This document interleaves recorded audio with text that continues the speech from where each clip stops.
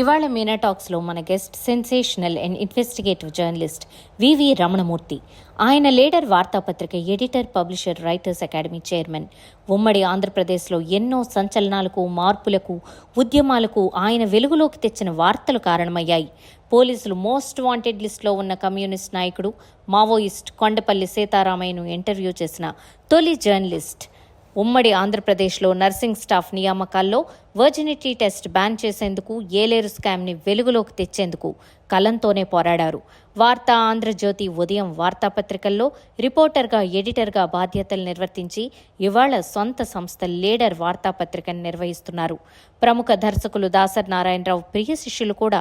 Writers academy ద్వారా ఎంతో మంది రచయితలు, కళాకారులకు ప్రోత్సాహం అందిస్తూ ముందుకు సాగుతున్న ఆయన ప్రస్థానం గురించి ఇవాళ మీనా టాక్స్లో తెలుసుకుందాం. సాయంత్రం అయితే ఉత్తరాంధ్రలో చాలామంది ఎదురు చూస్తారు లీడర్ న్యూస్ పేపర్ కోసం. లీడర్ ఈవినింగ్ డైలీ స్టార్ట్ అయ్యి చాలా రోజులైంది, కానీ అదొక బ్రాండ్ అయింది, ఒక సెన్సేషన్ అయింది. కానీ ఆ సెన్సేషన్ వెనుక ఒక పవర్ఫుల్ వ్యక్తి ఉన్నారు. ఆయన రమణమూర్తి గారు, లీడర్ పబ్లిషర్, ఎడిటర్. అది మాత్రమే కాదు, ఆయన రైటర్స్ అకాడమీ చైర్మన్ కూడా. ఆయన ఈరోజు మీనా టాక్స్లో మన ముందున్నారు. నమస్తే సార్. నమస్తే రమణమూర్తి గారు, మీరు అసలు జర్నలిజం అంటే చాలా కష్టం అనుకున్న రోజుల్లో ఇండిపెండెంట్గా బయటకు వచ్చి ఒక జర్నలిస్ట్గా ఒక బ్రాండ్ క్రియేట్ చేసుకున్నారు. లీడర్ అంటే ఈవేళ ఉత్తరాంధ్రలోనే కాదు, ఆంధ్రప్రదేశ్లో కానీ తెలంగాణలో కానీ లీడర్ అనగానే రమణమూర్తి గారు అంటారు. అలా ఒక పర్యాయ పదం అయిపోయింది లీడరు రమణమూర్తి గారు. ఈ జర్నీ చాలా కష్టంగా అయి ఉంటుంది, అంత ఈజీ సులభం కాదు. ఇవాళకి మీరు చాలా కష్టంగానే ట్రెడ్ చేస్తూ ఉండుంటారు. ఈ జర్నీలో మీరు ఎదుర్కొన్న ఛాలెంజెస్, అలాగే మీ జర్నీ చుట్టూ ఉన్న కొన్ని విశేషాలు చెప్పండి. వాస్తవానికి మీనా గారు, నేను మొదట్లో ఆంధ్రజ్యోతిలో పనిచేశాను. 1979లో ఫస్ట్ అపాయింట్మెంట్ ఆంధ్రజ్యోతిలో ఆనరీ కరెస్పాండెంట్గా. అయితే అప్పుడు నా జీతం 35 రూపాయలు నెలకి, 35 రూపీస్. నాకు జర్నలిజం ఏమీ తెలియదు అప్పటికి. జర్నలిజం అంటే తెలియదు. నేను ఇంటర్మీడియట్ పాస్ అయి ఉన్నాను. ఒకసారి అనుకోకుండా నండూరు రామ్మోహన్ రావు గారిని కలవడం జరిగింది. కలిస్తే అప్పుడు కవిత్వం రాస్తుండేవాడిని. కవిత్వం రాస్తుంటే ఒకసారి సింహాచలం వచ్చారు రామ్మోహన్ రావు గారు, వాళ్ళ టీం అంతా. రామ్మోహన్ గారు అన్నారు, నేను వెళ్ళి పరిచయం చేశాను, నేను చేసుకున్నాను, నేను రమణమూర్తి అండి. ఏ రమణమూర్తి? నేను వివి రమణమూర్తి. ఏంటి మా దాంట్లో కవిత్వం రాస్తారు మీరా అన్నారు. నేనేనండి అన్న. అంటే నేను చాలా పెద్దోడు అనుకున్నానండి అన్నారు ఆయన.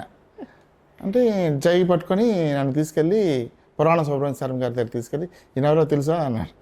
నాకెలా తెలుస్తుంది అంటే రమణమూర్తి మన కొత్త కళలను అట్లా కవిత్వం రాస్తారు కదా ఆయన. అలాగే శ్రీరాముని గారి దగ్గర తీసుకెళ్ళి శ్రీరాముని గారిని పరిచయం చేసి బాబు బాగుంది, నువ్వు ఎప్పుడైనా విజయవాడ వచ్చినప్పుడు నన్ను కలువు అని చెప్పన్నారు. అంటే తప్పనిసరిగాను. అంటే పెద్ద పెద్ద రామ్మోహన్ రావు గారు అంటే చాలా అలవాటు కదా అప్పటికే, విశ్వదర్శనం అని చేసిన. సరే నేను బయలుదేరి తర్వాత అనుకోకుండా మా బ్రదర్ వాళ్ళ ఇన్లాస్ విజయవాడలో ఉన్నారు. మా వదిన గారిని తీసుకెళ్ళాం, కానీ విజయవాడ వెళ్తే చిన్నవాళ్ళం కదా, ఏమీ తెలియదు. రామ్మోహన్ రావు గారిని కలిసారు. కలిస్తే ఆయన అంత పెద్ద మనిషి కూడా నాకు అపాయింట్మెంట్ ఇచ్చి కాసేపు మాట్లాడిన తర్వాత, మీరు జర్నలిస్ట్ అయితే బాగుంటుందండి అన్నారు. జర్నలిజం అంటే నాకు తెలియదండి అన్నా. జర్నలిస్ట్ ఏం అవసరం లేదు, ఆంధ్రజ్యోతి పేపర్ని మొదటి నుంచి లాస్ట్ పేజీ వరకు నువ్వు 4 రోజులు పాటు చదువు, నువ్వు మంచి జర్నలిస్ట్ అయిపోతావు అన్నారు. అయితే చేస్తానండి అన్నాను. అంటే అప్పటికప్పుడు ఆయన నిర్ణయం తీసుకొని నాకు ఆనరీ కరెస్పాండెంట్గా గౌరవ విలేకరి అంటారు, 35 రూపాయలు నెలకి ఇస్తాను, మీకు స్టాంపులు అవి ఖర్చు అవుతుంది కదా, ఆ ఖర్చు అని చెప్పి నాకు ఆర్డర్ చేతులు పెట్టారు. 79లో. అయితే బాగుందని చెప్పి ఇప్పుడు ఆంధ్రజ్యోతి ఎలక్షన్ టైం కూడా నేను వార్తలు అవి రాసేవాడిని. అంటే నేను కొంచెం పూర్ వార్తలు ఎక్కువ రాసేవాడిని.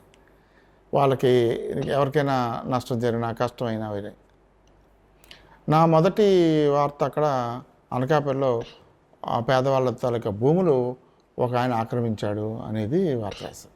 వాళ్ళు ప్రెస్ కాన్ఫరెన్స్ పెట్టారు, అందరూ వచ్చి బాధితులందరూ పెడితే సరే అని ఆ ఫస్ట్ వార్తకే నా మీద నండూరు రామ్మోహన్ రావు మీద డెఫమేషన్ కేసు ఫైల్ చేశారు. అప్పుడు నేను డిగ్రీ చదువుతున్నాను. డెఫమేషన్ కేసు ఫైల్ చేశారు. అసలు కోర్టు అంటేనే ఏంటో తెలియదు, అలాంటిదేమో కేసు నా మీద రామ్మోహన్ రావు గారి మీద. రామ్మోహన్ రావు గారి జీవితంలో కూడా ఫస్ట్ డెఫమేషన్ కేసు అదే. ఆయన అప్పటికీ హార్ట్ పేషెంట్, అమెరికా వెళ్ళి ఓపెన్ హార్ట్ సర్జరీ చేయించుకొని వచ్చారు. ఆయన ఎక్కడ ట్రావెల్ చేయడానికి లేదు, ఆయన ఎక్కడ భోజనం చేయడానికి లేదు బయట. అలాంటిది ఏం రామమూర్తి గారు ఇలా చేశారు ఇప్పుడు అని సరే ఏం లేదు. ఈ లోపల ఆయన అటెండ్ అవ్వలేదు కోర్టుకి. NBW non bailable warrant issue చేశారు ఆయన. సరే ఇంకా మా లీగల్ టీం వాళ్ళు ఏం చేశారంటే లేదు ఒకసారి తీసుకెళ్ళిపోదామని చెప్పి వైజాగ్ వస్తే ఆయన్ని కోర్టుకి అటెండ్ అవ్వడం. ఆ కేసులో మేమే గెలిచాం ఫైనల్గా. అది 92లో అది డిస్పోజల్ అయింది. 92 అంతే 79లో వేసిన కేసు 92లో డిస్పోజ్ అయింది. అయింది. నేను అప్పుడు హైదరాబాదు వెళ్ళి ఆ తర్వాత ఆంధ్రజ్యోతిలో చాలా స్టోరీస్ రాసాము, అయిపోయింది. నెక్స్ట్ ఉదయం పేపరు 83లో వచ్చినప్పుడు ఏబీకే గారు నుంచి కబర్ వచ్చింది. ఎందుకంటే ఆంధ్రజ్యోతిలో అప్పుడు బాగా పనిచేస్తున్న వాళ్ళంతా లిస్ట్ తీసుకున్నారు, వాళ్ళందరికీ వాళ్ళు ఆఫర్స్ ఇచ్చారు. ఫస్ట్ రామ్మోహన్ రావు గారు అయితే నాకు జీవితంలో నేను మర్చిపోలేను ఇప్పుడు, ఎందుకంటే నాకు బాగా హెల్ప్ చేశారు ఆయన. నేను మా పేరెంట్ మా నాన్నగారు లేరు, అప్పుడు చనిపోయారు.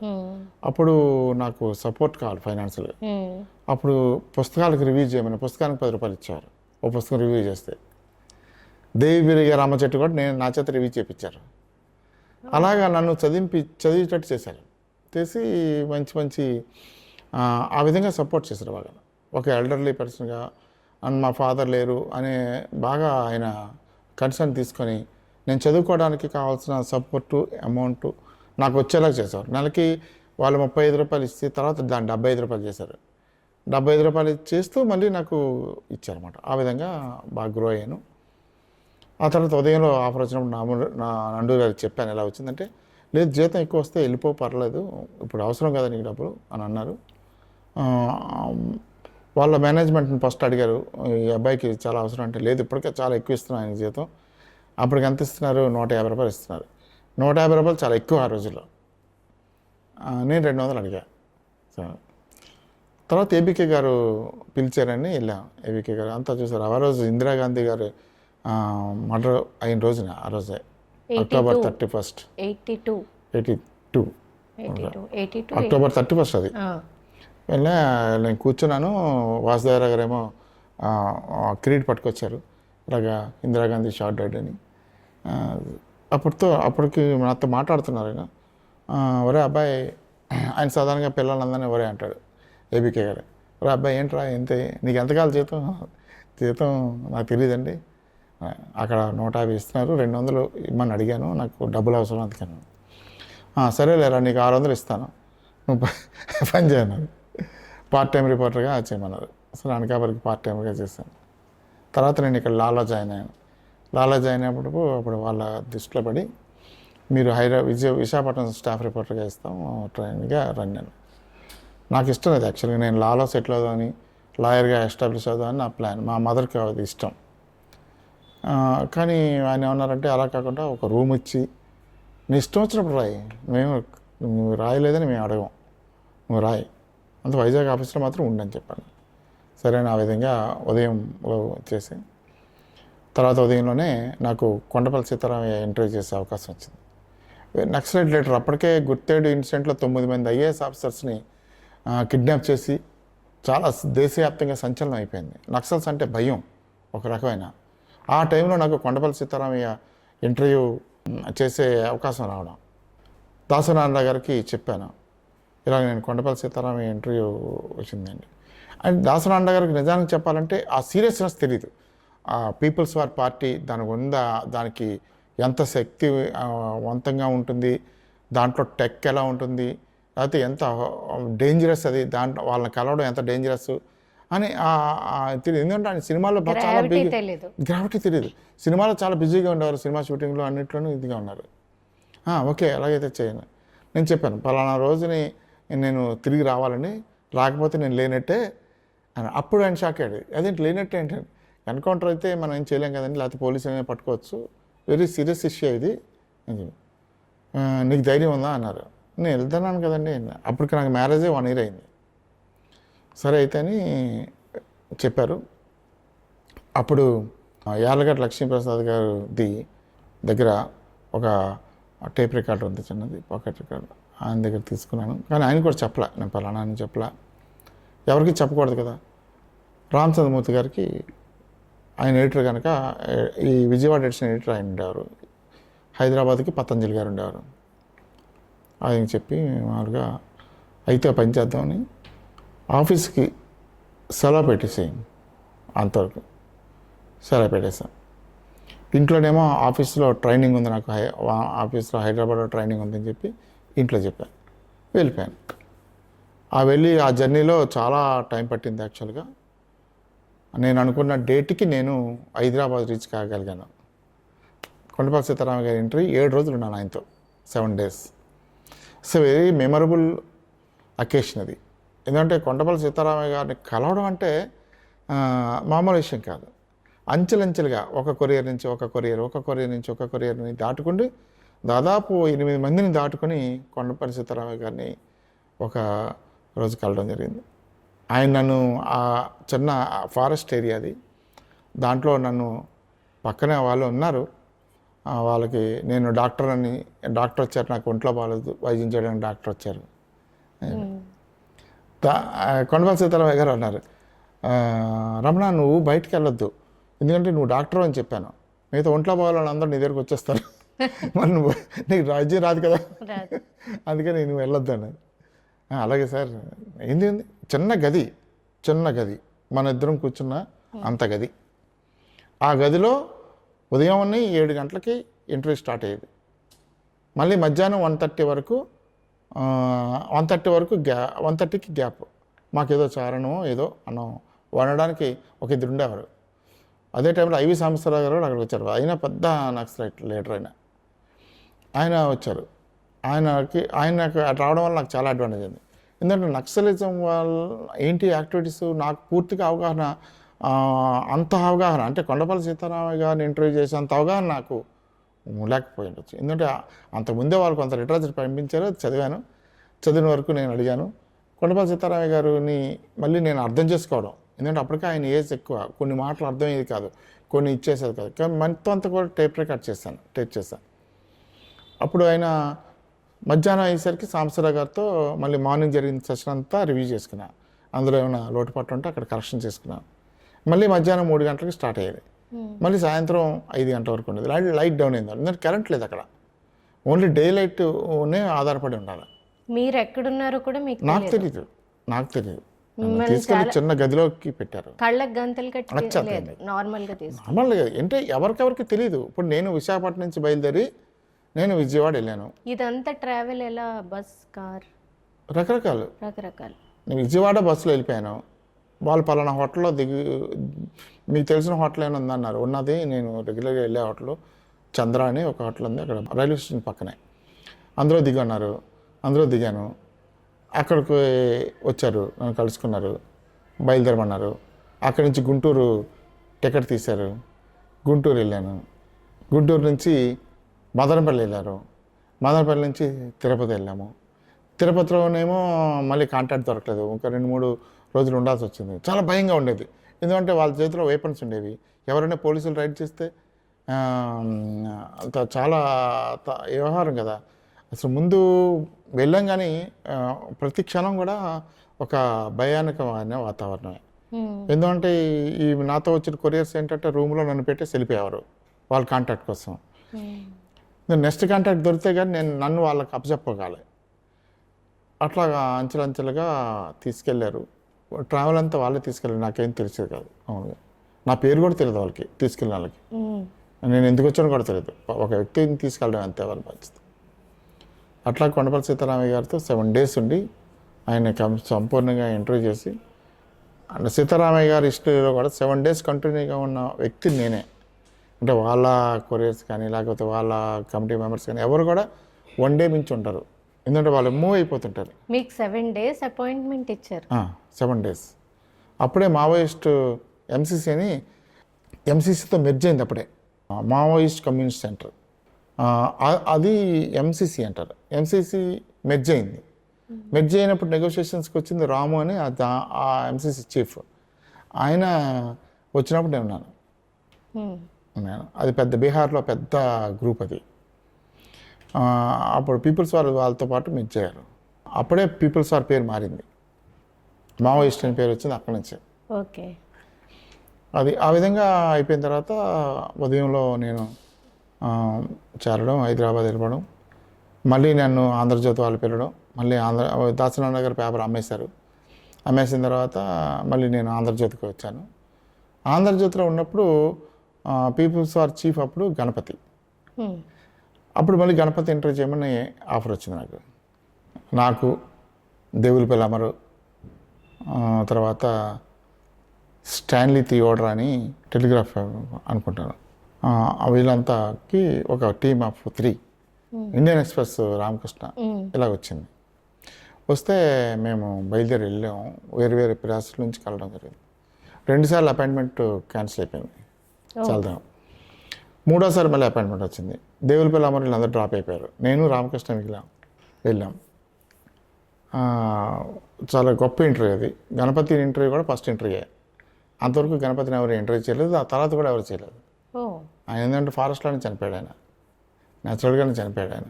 ఈ ఇద్దరు ఇంటర్వ్యూలు మీ జర్నలిస్టిక్ కెరియర్లో ఒక బ్రేక్ పాయింట్ని తీసుకొచ్చాయి సార్?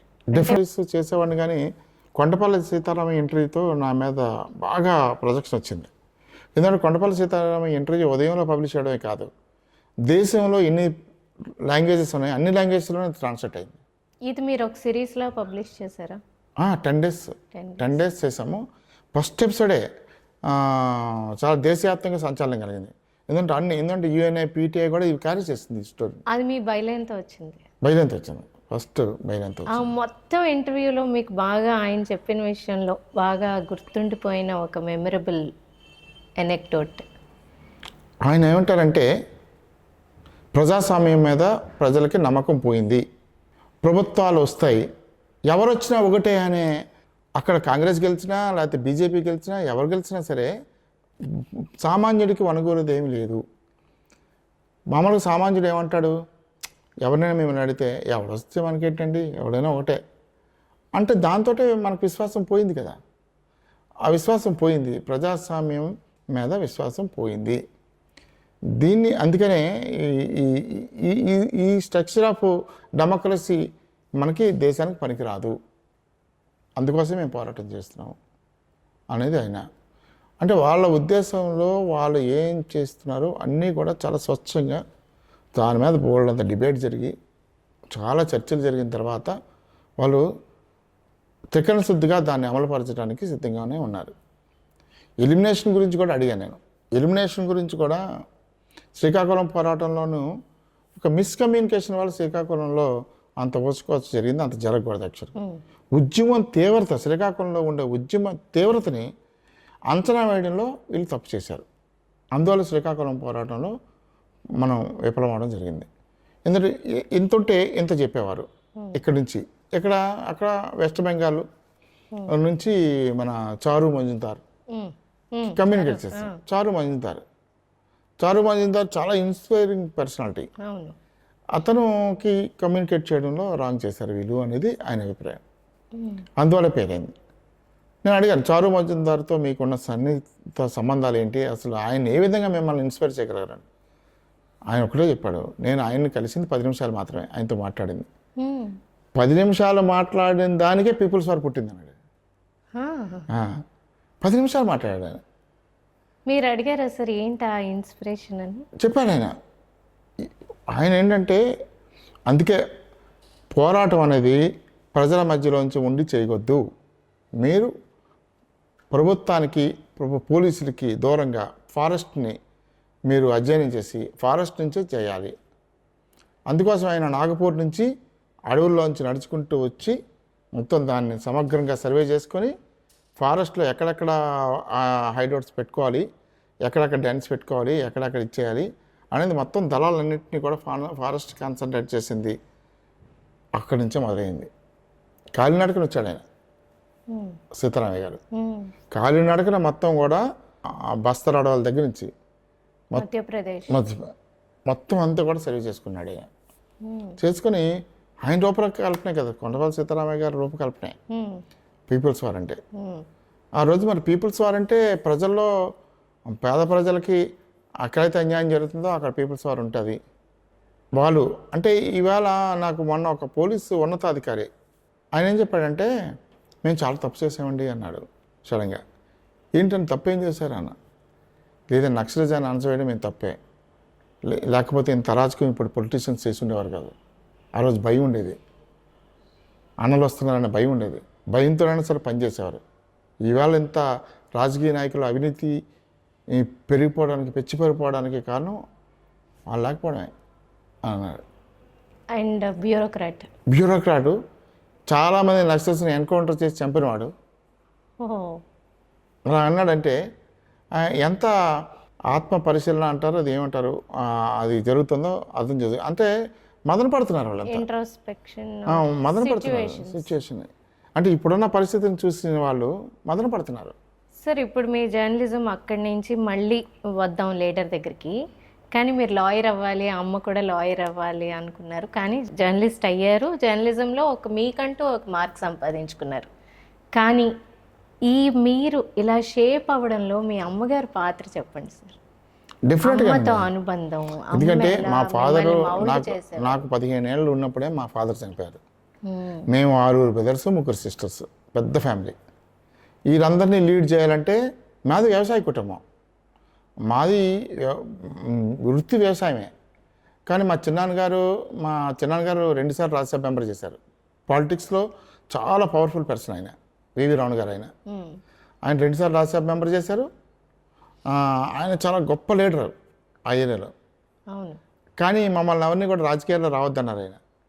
ఎందుకని అంటే రాజకీయాల్లో వాళ్ళు బాగా డబ్బులు అవన్నీ కూడా మొత్తం ఆస్తి అంతా పోగొట్టుకున్నారు.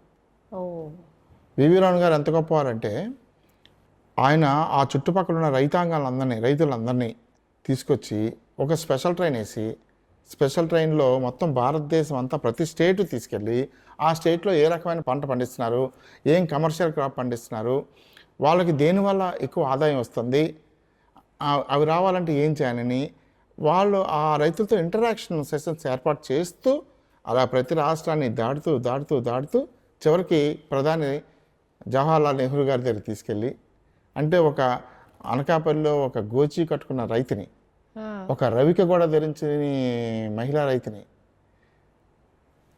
ప్రధానమంత్రి దగ్గర డైరెక్ట్గా తీసుకెళ్ళి కూర్చోబెట్టి అక్కడ మా రైతులు ఇది సమస్యలు అని చెప్పి ఆయనతో మాట్లాడించి ఆయనతో ఇంటరాక్షన్ సెషన్ ఏర్పాటు చేసి వాళ్ళందరికీ నెహ్రూ టీ పార్టీ ఇచ్చారు.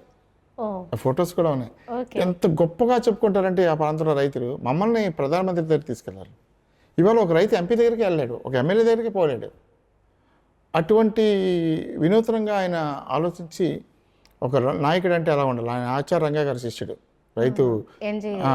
అనకాపల్లిలో షుగర్ ఫ్యాక్టరీని పెట్టి ఈ రైతులందరికీ కూడా చెరుకు పండించే రైతులందరికీ కూడా ఒక ఫ్యాక్టరీ, ఆ ఫ్యాక్టరీ కూడా ఎవరిది? రైతులదే. పెట్టుబడి అంతా రైతులదే, షేర్ హోల్డర్స్, రైతులంతా షేర్ హోల్డర్స్, వచ్చే లాభం అంతా రైతులకి వెళ్తుంది, డివిడెండ్. అటువంటి కోఆపరేటివ్ మూమెంట్లో ఆయన ఫస్ట్ షుగర్ ఫ్యాక్టరీని అక్కడ స్టార్ట్ చేసి అక్కడ రైతులకి చేశారు. ఆ ఫ్యామిలీ బ్యాక్గ్రౌండ్ నుంచి మేము వచ్చాం. మా నాన్నగారు చనిపోయిన తర్వాత మా మదర్ చాలా, ఆవిడ ఏంటంటే నన్ను ముందు ఇంజనీరింగ్ చేయాలనుకున్నారు. ఎందుకంటే చదువుమంది ఇంజనీరింగ్ అంతా చూస్తారు కదా. నేను అందుకే ఇంటర్మీడియట్ ఎంపీసీ తీసుకున్నాను. కానీ నాకు ఇంటర్మీడియట్ అయిపోయింది. మా నాన్నగారు చనిపోయిన తర్వాత నాకు చదువు మీద ఇంట్రెస్ట్ పోయింది నిజంగా. పోతే కానీ చదవాలి కదా. సెకండ్ బ్రదర్ ఒక్కరే ఎర్నింగ్ పర్సన్, బిహెచ్పిలో ఆయన ఇంజనీర్గా చేసేవారు. మొత్తం ఫ్యామిలీని అంతా ఆయనే చూసుకున్నారు. సీతారామ నాయుడు గారు అని ఆయన. నాకు కూడా ఏం కావాలన్నా ఏదన్నా అతనే చూసేవారు. అప్పుడు అనిపించింది డిపెండ్ అవ్వడం బాగాలేదు, ఏదో ఒకటి సొంతంగా చేయాలి అనేది ఒక తపన ఉండేది. అప్పుడే నేను ఆంధ్రజ్యోతిలోకి అవకాశం రావడం, ఆంధ్రజ్యోతిని ఇచ్చేది. అప్పుడు నా మనసు అంతా కూడా లిటరరీ వైపు మళ్ళింది. ఇంకా లిటరరీ వైపు మళ్ళినప్పుడు నేను మళ్ళీ డిగ్రీ ఆర్ట్స్ తీసుకున్నాను. నాది హిస్టరీ, పాలిటిక్స్, సోషల్ వర్క్ ఈ సబ్జెక్ట్స్తో తీసుకున్నాను. తర్వాత నేను లాలో జాయిన్ అయ్యాను. మా మదరు సరే ఇది అయిపోయింది కదా లా జాయిన్ అయ్యాను. లా అవుతున్నప్పుడు దాసనాండ గారు ఏంటంటే నాకు ఉద్యోగం ఇచ్చారు. నాకు నెలకి ఒక ఆదాయం అనేది మొదలైంది. అప్పుడు దాని మీద లా చేయాలి, లా ప్రాక్టీస్ చేయాలంటే మనకి బాగా ఫోర్ ఫాదర్స్ నుంచి వచ్చి ఉండాలి. మళ్ళీ కొత్తగా నేను ట్రైన్ అవ్వాలంటే మళ్ళీ 5 years పడుతుంది. ఈ 5 years నాకు లైబ్రరీ లేదు, ఏమీ లేదు. 5 years కష్టం కదా బతకడం. అందుకని ఇప్పుడు ఆల్రెడీ ఎగ్జిస్టింగ్ జీతం వస్తుంది కదా, ఈ ఉద్యోగంలో ఖాయం అవుతామని ఖాయం అవడం. ఉదయంలో ఉండే క్రెడెన్షియల్స్ అంటే కొండపల్లి సీతారామ ఇంటర్వ్యూ కానీ అటువంటి మంచి మంచి ఇంటర్వ్యూస్ చేసాం. అప్పుడు చాలా ఏరియాస్లో లెగ్ వర్క్ చేసాం. దానివల్ల బాగా క్రెడిబిలిటీ పెరగడం వల్ల. కానీ మీరు ఇలా షేప్ అవ్వడంలో అమ్మ పాత్ర చెప్పండి సార్. డెఫినెట్గానే ఆవిడదే. ఇప్పుడు నేను మా అమ్మ ఏంటంటే నా మీద చాలా పెద్ద హోప్ మిగతా అందరికి మా బ్రదర్స్ కన్నా. ఎందుకంటే అప్పటికే మా మిగతా వాళ్ళందరూ పెద్దవాళ్ళు అయ్యారు. నాకు నేనేం చెప్పినా కాదనేది కాదు, డెసిషన్ మాత్రం నేనేం చెప్పినా కాదనేది కాదు. అంత ప్రేమగా నా మ్యారేజ్ కూడా మా లలితని చేసుకున్నప్పుడు కూడా మా అమ్మాయి మొత్తం. నేను ఇక్కడ విశాఖపట్నంలో ఇంట్లో దిగితే మా మదరే జర్నలిజం ఏంట్రా నువ్వు జర్నలిజం లేదమ్మా ఇది మంచి పేరు వస్తుంది, నువ్వు ఇంజనీర్ కావాలనుకున్నావు కదా చూడు మన బంధువుల్లోని ఇంజనీర్లు ఆడి పేరు ఎవరికైనా తెలుసా తెలియదు కదా, నా పేరు అందరికీ తెలుసు. ఒక లాయర్ అయితే ఒక కోర్టుకే నేను పరిమితం అయిపోవాలి, నేను జర్నలిస్ట్ అయితే నేను మొత్తం దేశానికి నేను అందరికీ తలనాలికి ఉండగలుగుతాను అంటే దట్స్ కన్విన్స్డ్ వెరీ వెల్. చాలా బాగా ఆవిడ ఇది. అందుకనే మేము ఎప్పుడు కూడా మా మదర్ విషయంలో ఎవ్రీ ఇయర్ మా బర్త్డే మాకు తెలియదు కానీ మా మదర్ బర్త్డే మాత్రం ఎవ్రీ ఇయర్ December 25th చేస్తాం. ఇప్పటికీ చేస్తాం. అవును. మీరు వస్తున్నప్పుడు ఎదురుగుండా ఒక చెట్టు ఉంది, ఆ చెట్టు మా అమ్మకు గుర్తుగా వేసుకున్నాం. అంటే నేను వెళ్ళేటప్పుడు వచ్చేటప్పుడు మా అమ్మని చూస్తే వచ్చి రావచ్చు. అంత మాకు ఇది 91 ఏళ్ళు బతికింది తను. అమ్మ ఇన్ఫ్లుయెన్స్ మీ మీద చాలా ఉంది. మొత్తం మా ఫ్యామిలీ అంతాను. మా నాన్నగారు చనిపోయిన తర్వాత మా అన్నయ్యకి 60 ఏళ్ళైనా 65 ఏళ్ళైనా మా అమ్మ మాట వినాల్సిందే. ఆవిడ ఏం చెప్తే అదే. కానీ ఆవిడ మొదట్లో కొంచెం రిజిడ్గా ఉండేదేమో కానీ తర్వాత చాలా ఓపెన్ మైండ్, అంటే బ్రాడ్ మైండెడ్ అంటారు చూసారా. ఎవరిని ఫ్రెండ్స్ వచ్చినా ఎవరు వచ్చినా వాళ్ళకి భోజనం పెట్టుకొని పంపించేది కాదు. ఎవరు వచ్చినా సరే చాలా ఆప్యాయంగా చూసేది. అది ఒక మదర్ అనే ఇదే కానీ ప్రతి వాళ్ళు కూడా కంటికి రాపలా చూసేది. మీరు ఆ లెగసీ కంటిన్యూ చేస్తున్నారు.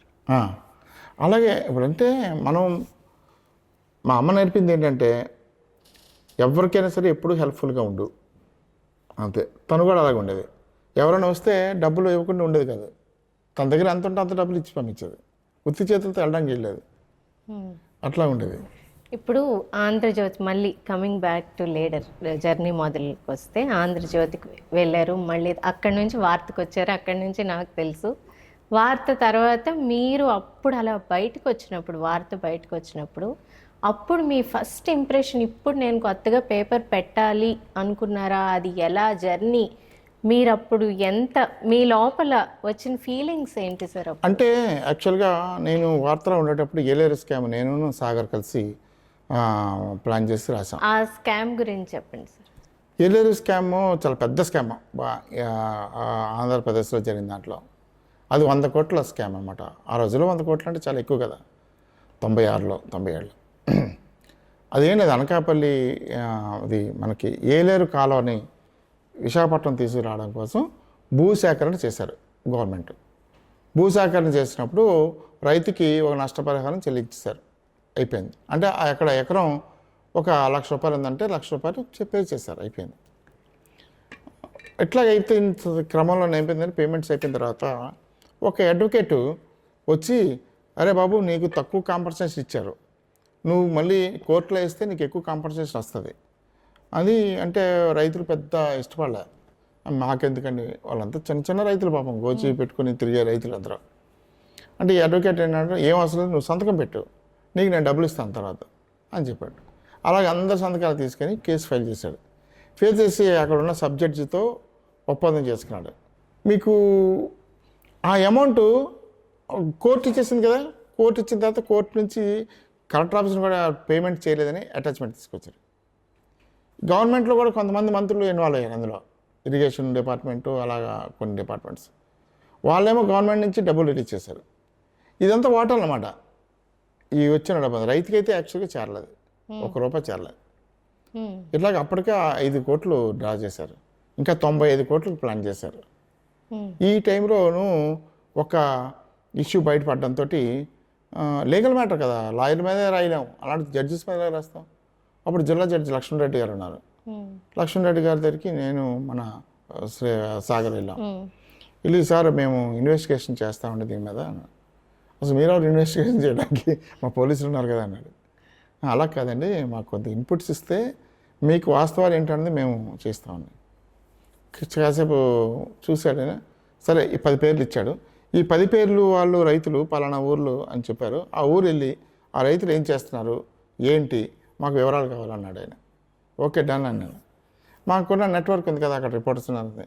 ఈ 10 పేర్లు పంపించేసి చూస్తే వాడు ఒక్కొక్కళ్ళ పేరు మీద కోట్ల రూపాయలు డ్రా అయి ఉంది. వాళ్ళేమో ఇంకా గోచి పెట్టుకొని నెత్తి మీద గంప పెట్టుకొని పొలాల్లోకి వెళ్తున్నారు. అది చేస్తున్నారు. అవి ఫొటోస్ తీసి వాళ్ళ బ్యాక్గ్రౌండ్ రాసి మొత్తం మరుసటి రోజు సాయంత్రం కల్లా మనకి ఆయన జిల్లా జడ్జి గారికి హ్యాండ్ ఓవర్ చేసాం. ఆయన ఆశ్చర్యపోయాడు. ఇదే మా పోలీసులకి ఇస్తే 3 నెలలు పడుతుంది, 4 నెలలు పడుతుంది, 5 నెలలు పడుతుందో తెలియదు, మీరు ఒక్కరోజులో ఇలా చేశారు, చాలా బాగా చేశారు అని చెప్పి అప్పుడు మమ్మల్ని కాన్ఫిడెన్స్లో తీసుకొని ఆయన దగ్గర 100 కట్టలు ఉన్నాయి ఈ కేసుకు సంబంధించి. వాళ్ళ సీసీకి చెప్పారు వీళ్ళు ఇక్కడే చదువుకోవాలి, చదువుకొని వెళ్ళిపోతారు అని చెప్పి ప్రతి కట్ట చదువుకొని చదివిన తర్వాత అయిపోయింది. ఒక కన్క్లూజన్కి వచ్చాం. వచ్చిన తర్వాత జిల్లా జడ్జి గారు చెప్పాం దీని మీద వార్త రాస్తాను, మీ దగ్గర ఎవిడెన్స్ ఏది అన్నాడు ఆయన. అంటే మేము చదివాం కదండి, నేను చదివాం కదా, మా కళ్ళతో మేము చూసాం అన్నాను. అంటే అది మీ దగ్గర ఉండదు కదా, ఎట్లా రాస్తారు అన్నాడు. మీరే మార్చారు కదా అన్న. అంటే నేను మారుస్తాను అని మార్చినప్పుడు అది ఎప్పుడూ ఎవిడెన్సేనండి, నాకు చాలు, నా కళ్ళతో నేను చూసి చదివాను, నేను చాలు. మరి కంటెంప్ట్ అది పడితే మరి చూసుకోండి జాగ్రత్తగా అన్నాను. ఓకే సార్ దేనికన్నాడు. ఐటమ్ ఫైల్ చేసాం. ఏబీకే ప్రసాద్ గారు వెంటనే ఫోన్ చేశారు, ఏంట్రా జడ్జి మీద రాసావు అన్నాడు. అంటే కరెక్ట్ అండి ఇది అన్నా. అంటే ఒకవేళ కంటెంప్ట్ అయితే జైల్లోకి వెళ్ళడానికి రెడీ అవుతావా అన్నాడు. నేను రెడీ సార్ అన్నా. నేనేం తప్పు రాయట్లేదు, కంటెంప్ట్ వేసేసాను. ఫస్ట్ డే వార్త వేసేసరికి రాష్ట్ర వ్యాప్తంగా సంచలనం అయిపోయింది. మొత్తం అన్ని జిల్లా హైకోర్టు జడ్జి ప్రభాశంకర్ మిశ్రా ఆయన రియాక్ట్ అయ్యాడు.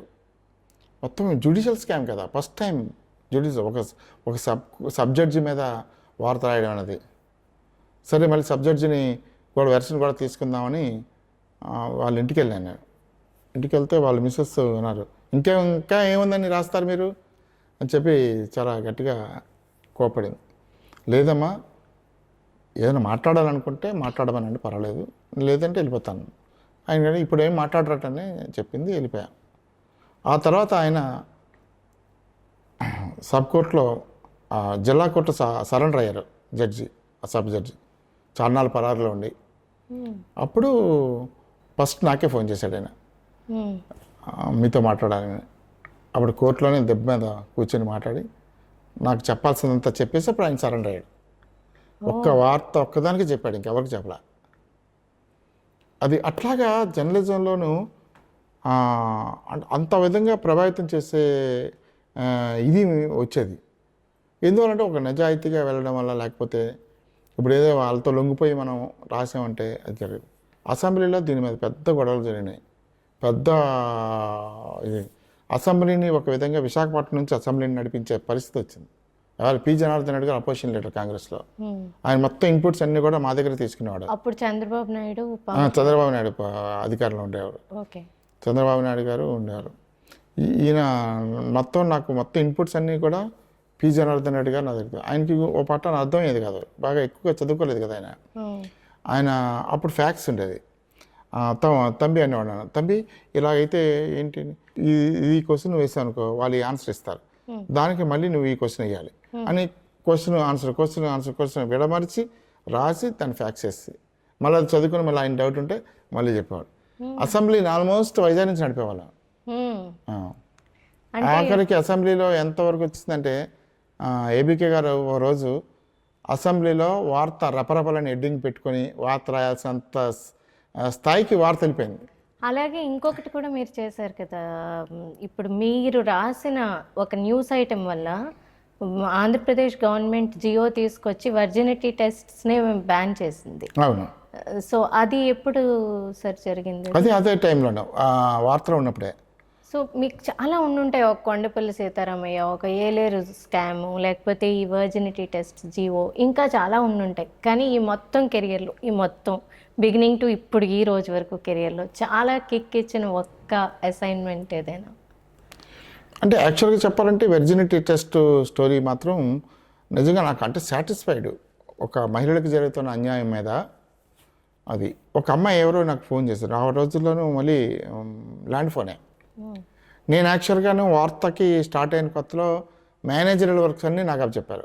నాకు యాక్చువల్గా మీరు మేనేజర్ కమ్ చీఫ్ ఎడిటర్గా ఉండేవాడు. నేను అసలు మేనేజర్ ఉద్యోగం చేసేవాడిని, వార్తలు రాసేవాడిని. ఏబీకే గారు సీరియస్గా మెసేజ్ పెట్టారు, నువ్వు వార్తలు రాస్తావా మేనేజర్గా ఉంటావా, ఈరోజు సాయంత్రం కల్లా నువ్వు తేల్చి చెప్పని. అంటే నేను వార్తలే రాస్తానని చెప్పి నేను మేనేజర్ ఉద్యోగం వద్దు అని గిరీష్ సంఘీ గారికి కూడా మెసేజ్ పెట్టాను, నేను ఈ ఉద్యోగం చేయను, ఎవరైనా అపాయింట్ చేసుకోండి, నేను రిపోర్టర్గా ఉంటానని చెప్పి. ఉన్నప్పుడు అలాగన్నీ కూర్చున్న తర్వాత ఫోన్ వచ్చింది కేజీహెచ్ నుంచో అనుకుంటే అక్కడి నుంచో. ఒక అమ్మాయి ఏడుస్తూ, సార్ మాకు అందరికీ వెర్జినిటీ టెస్టులు చేస్తారు కేజీహెచ్లోను అని ఏడుస్తూ పెట్టేసింది ఫోను. మళ్ళీ నేను కౌంటర్ చేయడానికి కూడా లేదు, ఎవరు చేశారో తెలియదు. సరే అని చెప్పి వెంటనే కేజీహెచ్కి వెళ్ళాను. అక్కడ కృష్ణమూర్తి గారు అని ఒక ఇన్ఛార్జ్ గారు ఉండేవారు, అని నాకు బాగా క్లోజ్. తమ్ముడు వచ్చేవారా అని చెప్పి కూర్చోబెట్టి టీ ఇచ్చిన తర్వాత, అలా ఏం లేదు, మాకు ఒక అమ్మాయి ఉంది, ఆ అమ్మాయికి నర్సు ఉద్యోగం కావాలి, నేను ఇప్పించగలను. చేసేద్దాం, అది ఆల్రెడీ చేశారట కదా, లిస్ట్ పెట్టేశారంట కదా అని. లేదు పెట్టేశారు, కానీ ఎందుకు, నువ్వు కావాలన్నా కదా, నువ్వు చెప్పు పర్లేదు అన్నాడు. అదే కానీ మీరంతా కూడా టెస్ట్లు అవి చేస్తారట కదా, వెర్జినిటీ టెస్ట్లు అవి. ఏదో ఎంతో మనం చెప్తే మన క్యాండిడేట్ చేయడం మానేద్దాం, ఏముంది వాళ్ళు చేస్తారు, ఎవరు చేస్తారు, ఈ డాక్టర్ వరలక్ష్మిని శశిప్రభ ఇద్దరు చేస్తారు, అందరికీ చేస్తారనా అన్నాను. అప్పుడు నాకు కన్ఫర్మ్ అయింది వెర్జినిటీ టెస్ట్ అనేది చేశారు అనేది. అప్పుడు నర్సింగ్ హాస్టల్స్కి వెళ్ళి ఇలా మొత్తం వేరియస్ లెవెల్స్లో ఎంక్వైరీ చేసి వెర్జినిటీ టెస్ట్ జరిగిందని ఎస్టాబ్లిష్ చేయడానికి సంబంధించిన మెటీరియల్ అంతా నా దగ్గర పెట్టుకొని వార్త రాశాను. వార్త రాస్తే మొత్తం స్టేట్ వైడ్ మహిళా సంఘాలన్నీ కూడా బాగా రియాక్ట్ అయినాయి దాని మీద. రియాక్ట్ అయితే ఇక్కడ డాక్టర్లు అందరూ దాన్ని అప్పొచ్చేసారు, వెర్జినిటీ టెస్ట్ చేస్తే తప్పేంటి, లేకపోతే రకరకాలు చేయలేదని రకరకాలు. అప్పుడు మళ్ళీ అసెంబ్లీలో మళ్ళీ పెద్ద గొడవ దీని మీద. అసెంబ్లీ హౌస్ కమిటీ వేశారు, హౌస్ కమిటీ వాళ్ళు కేజీహెచ్ విజిట్ చేశారు, చేసి వెర్జినిటీ టెస్ట్ జరగలేదని చెప్పారు. ఈ లోపునేమో నర్సులందరూ కూడా ఒక ఊరేగింపు, డాక్టర్లందరూ ఒక ఊరేగింపు, డాక్టర్లందరూ రాష్ట్ర వ్యాప్తంగా సమ్మె, ఒక 6 పేషెంట్లు ఇక్కడ చనిపోయారు, డాక్టర్లు ఎవరు విధులకు రాలేదు వారం రోజుల పాటు. ఎందుకంటే వాళ్ళ ఇది చాటుకోవడం కోసం వాళ్ళు చేస్తారు, మనమేమో హ్యుమానిటీ మీద మనం వెళ్ళాం. చివరికి హౌస్ కమిటీ కూడా వెర్జినిటీ టెస్ట్ జరగలేదు అని చెప్పేసింది. దాంతో ఇష్యూ క్లోజ్ చేయడానికి చంద్రబాబు నాయుడు గారి గవర్నమెంట్ రెడీ అయిపోయింది. ఈ లోపల ఆర్పి మీనా ఇక్కడ పోలీస్ కమిషనర్గా ఉన్నారు, ఆయన ఏం చేశారు, ఓపెన్ మీటింగ్ కూడా పెట్టారు. ఈ పిల్లలందరినీ పిలిచి వెర్జినిటీ టెస్ట్ జరిగిందా అని. టక్కున ఒక అమ్మాయి లేచి, నాకు వెర్జినిటీ టెస్ట్ చేశారండి, మీడియా అందరూ ఉన్నారు, వెర్జినిటీ టెస్ట్ చేశారు, నేను చాలా బాధపడ్డాను, ఏడ్చాను, బోల్డంత రక్తం పోయింది, చాలా, ఎవరు చేశారు అంటే ఆ అమ్మాయి డాక్టర్ని చూపించింది, పలానా డాక్టర్ వరలక్ష్మి. చేసేసరికి మళ్ళీ రివైవ్ అయిపోయింది. ఇంత హౌస్ కమిటీ రిపోర్ట్ కూడా నీ గందరగోళం చేస్తూ మళ్ళీ ఇష్యూ మళ్ళీ లైమ్లైట్లోకి వచ్చింది. ఎప్పుడైతే వచ్చిందో ప్రభుత్వం తలదించుకుంది, దించుకొని ఇమ్మీడియట్గా ఆ అమ్మాయికి అడిగింది, నేను ఇంత జరిగిన తర్వాత నేను నర్సింగ్ చేయలేను, ఆ అమ్మాయికి గవర్నమెంట్ ఉద్యోగం ఇవ్వాలి, తర్వాత ఇక మీద ఎప్పుడు కూడా వెర్జినిటీ టెస్ట్ చేయకుండా ఉండాలని జీవో చేయాలి. ఈ రెండు చేసింది గవర్నమెంట్. అమ్మాయికి ఉద్యోగం ఇచ్చారు, వెర్జినిటీ టెస్ట్. ఆ రోజు నుంచి ఇవాళ వరకు మరి వెర్జినిటీ టెస్ట్ అనేది లేదు ఆంధ్రప్రదేశ్లో. సార్ ఇప్పుడు మీరు చెప్తున్నారు ఇలా ఇన్ని ఈవెంట్స్, ఇన్ని మీరు ఒక వార్త, మీరని కాదు, ఒక వార్త రాయడం వల్ల కొన్ని చేంజెస్, ప్రభుత్వం జీవోలు తేవడం, ఇన్ని జరిగాయి. అదే పంద ఇప్పుడు ఉందంటారా జర్నలిజంలో? ఇప్పుడు లేదండి. ఎందుకంటే ఇదివరకు న్యూస్ పేపర్స్లో ఫైటింగ్ నేచర్ ఉండేది. అంటే అపోజిషన్ ప్రతిపక్షాల పాత్రనంతా కూడా పత్రికలు పోషించేవి. ఈవేళ పత్రికలు ఆ పాత్ర నుంచి తొలగిపోయాయి. ఎందుకంటే ఇవాళ అన్నీ కూడా పార్టీ పత్రికలు అయిపోయినాయి. అందువల్ల వెంటాడి ఒక ఇష్యూ మీద వెంటాడి దాంట్లో ట్రూత్ వచ్చేంత వరకు, బయటకు వచ్చేంత వరకు కూడా పోరాడే శక్తి ఆ రోజు పత్రికలకు ఉండేవి. ఈరోజు లేవు. ఎందుకంటే ఈరోజు పెట్టుబడిదారుల చేతిలోకి వెళ్ళిపోయినాయి. పత్రికలన్నీ కూడా పెట్టుబడిదారుల చేతిలోనే ఉన్నాయి, కానీ ప్రజల మేలు కోసం, ప్రజలకు మేలు చేద్దామనే ఆలోచనతో ఉండే పత్రికలు లేవు. ఒక్కటి కూడా ఇవాళ లేదు. మొదటి నుంచి కూడా అప్పుడు ఆంధ్రపత్రిక ఉండేది. మన స్వాతంత్ర పోరాటంలో బ్రహ్మాండమైన పాత్ర పోషించి, ఆంధ్రప్రభ ఉంది, ఆ పాత్ర పోషించి అటువంటి వే ఉండేవి. తర్వాత రాను రాను అప్పుడు ప్రజాశక్తి, విశాలంత పార్టీ పత్రికలు ఉన్నాయి.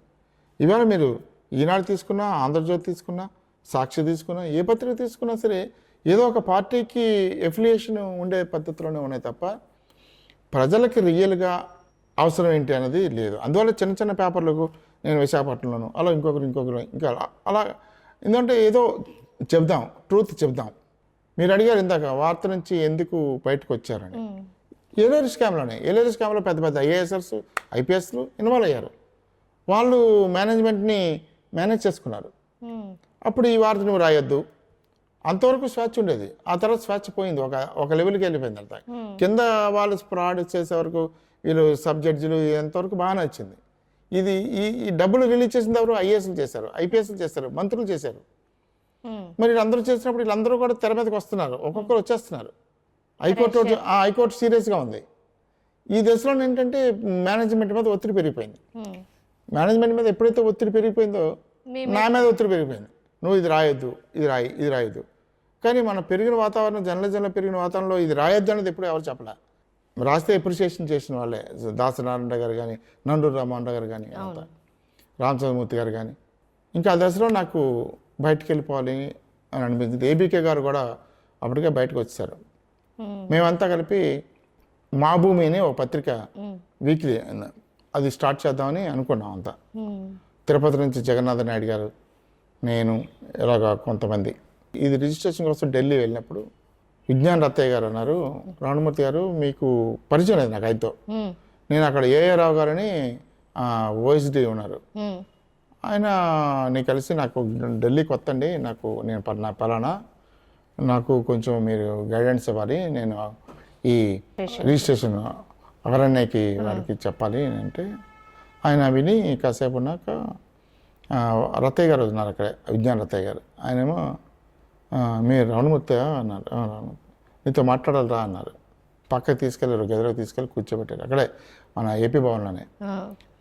మీకు మంచి పేరు ఉంది, బాగా మంచి రిపోర్టర్ అనే పేరుంది, మీరు సొంతంగా విశాఖపట్నంలో పేపర్ పెట్టండి, అప్పుడు బాగా సక్సెస్ అవుతారు మీరు ఎక్కడ చేరకండి, నా మాట విని మీరు ఇండిపెండెంట్గానే ఉండండి అని ఒక అరగంట నాకు క్లాస్ తీసుకున్నాడు. తీసుకుని నాకు ఆలోచన, నిజమే కదా ఆయన చెప్తుంది, కానీ పేపర్ పెట్టగలమా లేదా. కానీ ఆయన చాలా ఆనందంగా, నీకేం పర్లేదు కదా నువ్వు పెట్టు. అప్పటికే నా మైండ్లో ఒక లీడర్ అనేది ఉంది, ఆల్రెడీ అప్లై చేస్తున్నాను ఆర్ఎన్ఐకి, కానీ దాన్ని పర్సూ చేయలేదు. మీరు ముందు ఒక మ్యాగజైన్లో తీసుకొచ్చారు, వీక్లీకి తీసుకొచ్చాను. అప్పుడు వాడు దెబాశిష్ అని ఒక ఆయన ఎవరు ఉన్నారు ఆర్ఎన్ఐలో, ఆయన అడిగితే మా లీడర్ అనే టైటిల్ రాదండి మీకు, ఇంపాసిబుల్ అంటే, లేదు ఎదులా చేయి కొద్ది బ్రదర్ హెల్ప్ చేయంటే, సరే అయితే ఒక ఎంపీ లెటర్ మీరు పట్టరండి, నేను వాళ్ళతో మాట్లాడతాను. మరుసటి రోజు మార్నింగు సి రామచంద్రయ్య గారు నాకు బ్రేక్ఫాస్ట్ పిలిచారు. ఆయన ఎంపీ అప్పుడు కడప. పిలిస్తే దీనికి రామచంద్రయ్య గారు నాకు బాగా క్లోజ్గా ఉంటారు. ఆయన అన్న ఇలాగా లెటర్ కావాలని అన్నారు. లెటర్ ఏముంది, మన ఇంటికి ఇప్పుడు అందరూ బ్రేక్ఫాస్ట్ పిలిచి ఎంపీలు 17 మంది వస్తారు, 17 లెటర్లు తయారు చేయించాడు ఆయన ఒక ఎంపీ లెటర్ అడిగితే నేను 17 మంది లెటర్లు పట్టుకుని ఆడ షాక్డ్ అనమాట. 17 మంది లెటర్ అంటే మంత్రి అయిపోవచ్చు, కేంద్ర మంత్రి అయిపోవచ్చు, నువ్వు పేపర్ కోసం వెంటనే టైటిల్ ఇచ్చేసి టైటిల్ వచ్చేసింది. అప్పుడు యార్లగడ్డ లక్ష్మీప్రసాద్ కూడా హెల్ప్ చేశారు. ఆయన అప్పుడు ప్రెస్ కౌన్సిల్ మెంబర్ ఆయన కూడా నాతో పాటు వచ్చారు పాపం, ఆరణ్యకి వచ్చారు. మొత్తం టైటిల్ అయిపోయింది. టైటిల్ పట్టుకొని వచ్చి అప్పుడు వీక్లీది ప్లాన్ చేసుకున్నాం. కాకపోతే వీక్లీ బాగా లాస్లోకి వెళ్ళిపోయా. బాగా రిసీవ్ చేసుకున్నారు, బట్ నా ఫైనాన్స్ వర్కౌట్ అవ్వాలి. నా దగ్గర ఉన్న డబ్బులన్నీ అయిపోయినాయి, మొత్తం అయిపోయినాయి. ఆఖరికి అప్పుల వాళ్ళందరూ కూడా రోజు ఫోన్లు చేస్తుంటే చాలా భయంగా ఉండేది. చాలా అంటే న్యూస్ ప్రింటింగ్ కానీ వీదని చాలా అంతా. ఇంకా ఆఖరికి సూసైడ్ చేసుకునే టెండెన్సీ కూడా వచ్చేసేది మధ్య మధ్యలో. ఏం తప్పు చేసాం. చాలా బాధల్లోనే శివానందమూర్తి గారి దగ్గరికి వెళ్ళా. ఏనైనా బాగున్నావా ఏంటి, తిరిగి బాగున్నాను. ఏం చెప్తాం, బాగుందనే చెప్తాం. బాగుంది అని వెళ్ళి లోనికి వెళ్ళి మళ్ళీ వచ్చారు. అప్పటికి జూలై 29 మంచి రోజు. ఆ రోజు నుంచి దీన్ని డైలీ పేపర్గా చేసేయను. మాకు వీక్లీకే మేము సర్దుకోలేకపోతాం. కంప్యూటర్స్ ఉండాలి, మ్యాన్ పవర్ ఉండాలి. ఇవన్నీ ఆయనకేం తెలియదు కదా పేపర్ గురించి అని మనకి అనుకుని, సార్ గురుగారు అవదండి కదా. నా పక్కన సురేష్ కూడా ఉన్నాడు, ఐవి సురేష్ కూడా అవదండి గురుగారు, పేపర్ అంటే చిన్న. అప్పటికి 12 రోజులు ఉంది. ఆయన చెప్పిన రోజుకి 12 రోజులు ఉంది కరెక్ట్గా. 12 రోజులు డైలీ పేపర్ అలా తీసుకొస్తాం, చాలా కష్టం. అంటే లేదు ప్రయత్నించండి అవుతుంది అని అన్నారు ఆయన. సరే అని వస్తూ దారిలోనేమో బ్యాంకు వెళ్ళి త్రినాథ్ గారని బ్యాంక్ మేనేజర్, యూనియన్ బ్యాంక్, అందరికీ పరిచయం చేసుకొని, ఆయన అంతకుముందు ఎప్పుడూ నాకు 20,000 లోన్ ఇచ్చాడు వార్తలో ఉండగా. అది రీపేమెంట్ చేస్తాను టైంకి. మీ గురించి తెలుసండి, నాకు 3 లక్షలు కావాలండి కంప్యూటర్స్కి. నా దగ్గర కొలెటరల్ సెక్యూరిటీ ఏం లేదు, నాకేం ఆస్తి లేదు, ఏం లేదు బాగా, మీ గురించి తెలుసు, నేను 3 లక్షలు ఇస్తాను అని ఆయన ఓకే అన్నాడు. అది అయిపోయింది. అయిపోయిన తర్వాత ఇండియన్ ఎక్స్ప్రెస్కి, అప్పుడు మా printing weekly paper Indian express వాళ్ళు చేశారు. వాళ్ళకి గోయింగ్ అక్కడికి మెసేజ్ పెట్టా, ఫ్యాక్స్ ఇచ్చా, ఇలాగ మేము డైలీ చేద్దాం అనుకుంటున్నాం, మీరు ప్రింట్ చేయడానికి అభ్యంతరం లేకపోతే చెప్పండి. ఆయన నో అబ్జెక్షన్, గో హెడ్ అని ఇచ్చేసాడు. అలా వరుసగా అయిపోతున్నాయి పనులన్నీ. ఆర్ఎన్ఐకి పెట్టాం, మేము వీక్లీ పేపర్ ఉన్నది డైలీగా మారుస్తామని. అది వచ్చేసింది, అన్నీ వచ్చాయి. శివానందమూర్తి గారు చెప్పినట్టు 29వ తారీఖు సాయంత్రం మన ఈవినింగ్ ఎడిషన్ వచ్చేసింది మార్కెట్. అది ఇప్పుడు నిరంతరం అది వచ్చేసింది. వచ్చిన చెప్తే అమరు మీరు, వచ్చిన వెంటనే మాకు మున్సిపల్ కార్పొరేషన్ ఎలక్షన్స్ వచ్చినాయి. ఏ రోజు మాత్రం ఆ రోజే, ఎందుకంటే మిగతా పేపర్లన్నీ మరుసటి రోజు వస్తాయి. ఉదయం జరిగిన వాళ్ళ ప్రచారాలన్నీ కూడా సాయంత్రంకి వచ్చేసేవి. ఇది అందరికీ విచిత్రంగా ఉండేది విశాఖపట్నంలో. పేపర్ రోజుకి పెరిగిపోతాం సర్క్యులేషన్ విపరీతంగా. తర్వాత ఆదాయం కూడా అలాగే వచ్చేసింది. 6 monthsలో మొత్తం నా అప్పులన్నీ తిరిగిపోయినాయి. నేను టర్న్ అరౌండ్ అయిపోయాను, పేపర్ నిలబడిపోయింది సూపర్గా. మధ్యలో అప్పుడు హిందూ నుంచి వాళ్ళు ప్రింటింగ్ మిషన్ మార్చినప్పుడు గురువుగారిని అడిగాను, గురుగారు ఇలాగ వాళ్ళ పేపర్ మిషన్ మారుస్తున్నారు, కొనేద్దాం అన్నారు. అది యాక్చువల్గా ₹1,00,00,000 మిషన్. అది నా దగ్గర డబ్బులు లేవు. పేపర్ సక్సెస్ అయింది కానీ దానికి సరిపోతుంది. ఇదివరకు నా టెన్షన్స్ లేవు. అప్పుడు ఏం చేయాలని, చూడు రమణ, నీ ఫ్రెండ్స్ అందరినీ దృష్టిలో పెట్టుకో, వాళ్ళందరూ నీకు ఎంత హెల్ప్ చేయగలరో ఒక ఫిగర్ వస్తుంది కదా, ఆ ఫిగర్కే కొటేషన్ వేసేసి అన్నారు. నేను అన్ని లెక్కేస్తే ఒక 5 లక్షలు వచ్చింది. 5 లక్షలకి కొటేషన్ వేసాను. ₹1,00,00,000 మిషన్ 5 లక్షలకి నాకు కన్ఫర్మ్ అయిపోయింది. ఎవరు వేయలేదు. ఓకే. అయితే అదంతవరకు బాగుంది. ఆ మిషన్ ఎక్కడ పెట్టుకోవాలి నేను, ఆ ప్లేస్ మిషన్ పెట్టుకోవడానికి ప్లేస్ ఎక్కడ. అప్పుడు ఇక్కడ సత్యనారాయణ థియేటర్ అని ఒకటి ఉండేది, అది ఎవరికో గొడవనికి అతికిచ్చారు. ఆ ఓనర్ వాళ్ళు తెలిసి నాకు అనకాపల్లె. ఆయన వెళ్ళి అడిగాను, నాకు అది అద్దెకి ఇవ్వండి, మీకు ఆ రెంట్ నేనే ఇచ్చేస్తాను, అది పెద్ద ప్లేస్ కదా, ప్రెస్ వాటికి సరిపోతుంది అంటే. ఆ ఓనర్ గారు అప్పారావు గారు అని, కొంతల అప్పారావు గారు అనకాపల్లి అన్నారు, బాబు అది నీకు మంచిది కాదులే, ఎన్ఏడి జంక్షన్ దగ్గర నాకు స్థలం ఉంది, నువ్వు ప్లాన్ తెచ్చుకొని నువ్వు కడితే డబ్బులన్నీ నేనే ఇస్తాను, నువ్వు ఎంత వీలైతే అంత రెంట్ ఇవ్వు, నీ గురించి నాకు తెలుసు అని ఆ ప్లేస్ ఇచ్చారు. ఎన్ఏలు అంతా నేనే కట్టుకొని ఒక 4 రోజులు ఫటాఫటమని లేపేసి స్లాబ్ వేసేసి అక్కడికి మిషన్ తీసుకొచ్చి పెట్టేసాను. హిందూ మిషన్ లీడర్కి వచ్చేసింది. అసలు చాలా ఎస్టేట్స్. అప్పుడు మళ్ళీ మా సెకండ్ బ్రదర్ చెప్పాను కదా నాయుడు గారు, ఆయన ఇంజనీరింగ్ కదా, ఆయన అంతా ప్లాన్ చేసి దగ్గరుండి చాలా బాగా అక్కడ ఓపెన్ చేసాం. ఓపెన్ చేసిన తర్వాత లీడర్ బాగా ప్రజల్లోకి వెళ్ళిపోయింది, బాగా వెళ్ళిపోయింది. ఆ తర్వాత దాన్ని 3 ఎడిషన్స్ చేశారు. తర్వాత దాని 3 సెషన్స్ చేసాం. హైదరాబాదు, రాజమండ్రి ఇక్కడ చేసాం. బాగానే వెళ్ళేది. కానీ రాను రాను ఏమవుతుందంటే న్యూస్ ప్రింట్ కాస్ట్ పెరగడం, తర్వాత అవన్నీ దాంతో కొద్దిగా బర్డెన్ అయిపోయింది. అంటే ఇప్పుడు వింటున్నది ఏంటంటే డిజిటల్ మీడియా, సోషల్ మీడియా వచ్చిన తర్వాత ఈ రొమాంటిసిజం ఆఫ్ రీడింగ్ తగ్గిపోయింది అని అంటున్నారు. మీరేమంటారు? తగ్గింది. ఎందుకు తగ్గిందంటే ఇప్పుడు సపోజ్ మన పిల్లలే ఉన్నారు, మన పిల్లలు ఎవరు కూడా తెలుగు పేపర్ చదవరు, తెలుగు శాస్త్రం ముట్టుకోరు, ఏ పుస్తకం ముట్టుకోరు, మన ఆర్టికల్సే చదవరు. తర్వాత వాళ్ళకి ఆ తెలుగు మీద ఆపేక్ష ఉండదు. ఇంగ్లీష్ కాన్వెంట్లో చదువుకొని ఇంగ్లీష్లో చేర్చుకోవడమే అనే దాని మీద ఉంటుంది తప్ప నెక్స్ట్ జనరేషన్కి నెమ్మదిగా పడిపోతుంది. మరి ఏమిటంటారు దీనికి మార్గం?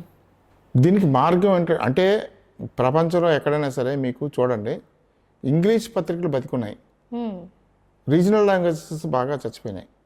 అన్నీ ఇక్కడే కాదు, మలయాళం, మనోరమ దగ్గర నుంచి అన్నీ కూడా రీజనల్ లాంగ్వేజెస్ నెక్స్ట్ జనరేషన్కి వాళ్ళకి మాతృభాష మీద మమకారం తగ్గిపోయింది. అంటే పేరెంట్స్ కూడా నేర్పట్లేదు వాళ్ళకి. ఒకవేళ మాట్లాడినా కూడా చదవడం రాదు వాళ్ళకి. అందుకనే ఇప్పుడు డిజిటల్ మీడియాలో కూడా మీకు వాయిస్ వచ్చే వీడియోస్ చూస్తారు తప్ప మ్యాటర్ వచ్చే వీడియోస్ చూడరు ఎవరు. అవును, ఇది ఒక ప్రమాదం ఉంది యాక్చువల్గా. ఈ ప్రమాదం నుంచి బయటపడడం అనేది, ఎందుకంటే ఇవాళకే ప్రింట్ మీడియా వాళ్ళు చాలా ఉంది, పెద్ద పెద్ద ప్లేయర్స్ కూడా ఇవాళ 70% వరకు తగ్గిపోయింది. అవును, ఇంగ్లీష్ పేపర్లు కూడా, ఈ నేషనల్ ఇంగ్లీష్ పేపర్స్ కూడా బాగా తగ్గించేసుకున్నారు. మీరు చూడండి, ఫస్ట్ ఏ ఇంట్లోనైనా సరే ఎవరికైనా సరే ఫైనాన్షియల్గా కొంచెం బర్డెన్ అనిపిస్తే ముందు ఈ న్యూస్ పేపర్ మానిపించేస్తారు. ఫస్ట్ మానిపించేస్తుంది న్యూస్ పేపరే.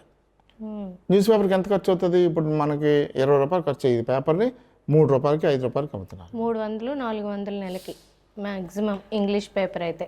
అంతే కదా. ఇవాళ పేపరు మీకు వర్కౌట్ న్యూస్ ప్రింట్ కాస్ట్ అప్పట్లో 11,000 ఉండేది టన్ను, ఈవేళ 68-70 లక్షలు. కరోనా టైంలో అయితే లక్ష రూపాయలు అమ్మారు టన్ను. అంటే 11,000 అమ్మాల్సింది 1,00,000 రూపాయలు కొని మేము పేపర్ ఎలా రన్ చేస్తారు? 10 రూపాయలకి ఎలా ఇవ్వగలుగుతారు? అది మరో పక్క ఏమో రీడర్షిప్ బాగా తగ్గింది. ఇప్పుడు అందువల్ల అందరూ కూడా డిజిటలైజేషన్కి వెళ్ళిపోతున్నారు ఆటోమేటిక్గా. సో డిజిటల్ ఈజ్ ఫ్యూచర్ అంటున్నారా? అది పక్కన పెడితే మీకు చాలా మందితో మీ కెరియర్లో చాలా మందితో చాలా దగ్గర అనుబంధం ఉంది. దాసరి నారాయణరావు కానీ, ఎన్టీ రామారావు గారు పేరు పెట్టి పిలిచే కొంతమంది జర్నలిస్టుల్లో మీరు ఒకళ్ళు. సో వాళ్ళతో మీ అనుబంధం చెప్పండి. అంటే అదృష్టమే అని చెప్పాలి యాక్చువల్గా. ఏంటంటే నేను చిన్న రిపోర్టర్గా ఉన్నప్పుడు కూడా ప్రొపరేటర్ దృష్టిలో పడేవాడిని. ఇప్పుడు నేను మామూలుగా చిన్న స్థాయిలో ఇప్పుడు జగదీష్ ప్రసాద్ గారు ఏ రిపోర్టర్తో మాట్లాడరు, ఆయన మేనేజర్ గారితో మాట్లాడతారు అనుకున్నప్పుడు కూడా ఆయన నాకు ఫోన్ చేసి మాట్లాడిన సందర్భాలు చాలా ఉన్నాయి. అలాగే దాసరి నారాయణరావు గారు చాలా స్టాల్వర్ట్, ఆయనకు పెద్ద పెద్ద హీరోలకే దర్శనం ఉండదు అయింది. అలాంటిది నన్ను ఇన్వైట్ చేసి నన్ను పిలిచి నన్ను ఒక ఫ్యామిలీ మెంబర్గా నన్ను ఒక కొడుకులా చూసాడు ఆయన. అవును, చాలా మీరు ఒకసారి చెప్పారు. అంటే ఇఫ్ యూ డోంట్ మైండ్, ఆయన ప్రాపర్టీస్ చాలా రోజులు మీరు పవర్ ఆఫ్ అటార్నీగా ఉన్నారు. నేను నన్ను చాలా అంటే ఎంత నమ్మకం ఉండకపోతే అయినా కాదు. ఇప్పుడు ఒక రామచంద్రమూర్తి గారు కానీ, ఏబికే ప్రసాద్ గారు కానీ, నేను ఎవరి దగ్గర అయితే పనిచేశానో వాళ్ళందరూ కూడా ఇప్పటికీ నాతో మంచి రిలేషన్స్తోనే ఉన్నారు. నేను వచ్చేసిన ఆర్గనైజేషన్ నుంచి కూడా ఇప్పటికీ నాకు అందరూ టచ్లో ఉంటారు. నేను ఉదయం పేపర్ వదిలేసి నేను ఆంధ్రజ్యోతిలోకి వచ్చాను, కానీ ఉదయం వాళ్ళందరూ కూడా రెగ్యులర్గా టచ్లో ఉన్నారు, మేనేజ్మెంట్ సైతం అందరూ. అలాగే ఆంధ్రజ్యోతి నుంచి వార్తకి వెళ్ళాను, ఇప్పటికీ నాకు ఆంధ్రజ్యోతి అందరూ మంచి మిత్రులు. అలాగే వార్త నుంచి నేను లీడర్ పెట్టాను, ఇప్పటికీ నాకు అందరూ కూడా అన్ని పేపర్లోనూ ఉన్నారు. నేను హైదరాబాద్లో కూడా అలాగే అందరితో ఆ బాండ్ మెయింటైన్ చేస్తారు, కనెక్షన్లో ఉంటారు. అంటే ఉండాలండి జర్నలిస్ట్గా ఉన్నప్పుడు. నాకైతే ఇప్పటికీ మేనేజ్మెంట్ కన్నా ఇప్పటికే రాయడం అంటేనే సరదా.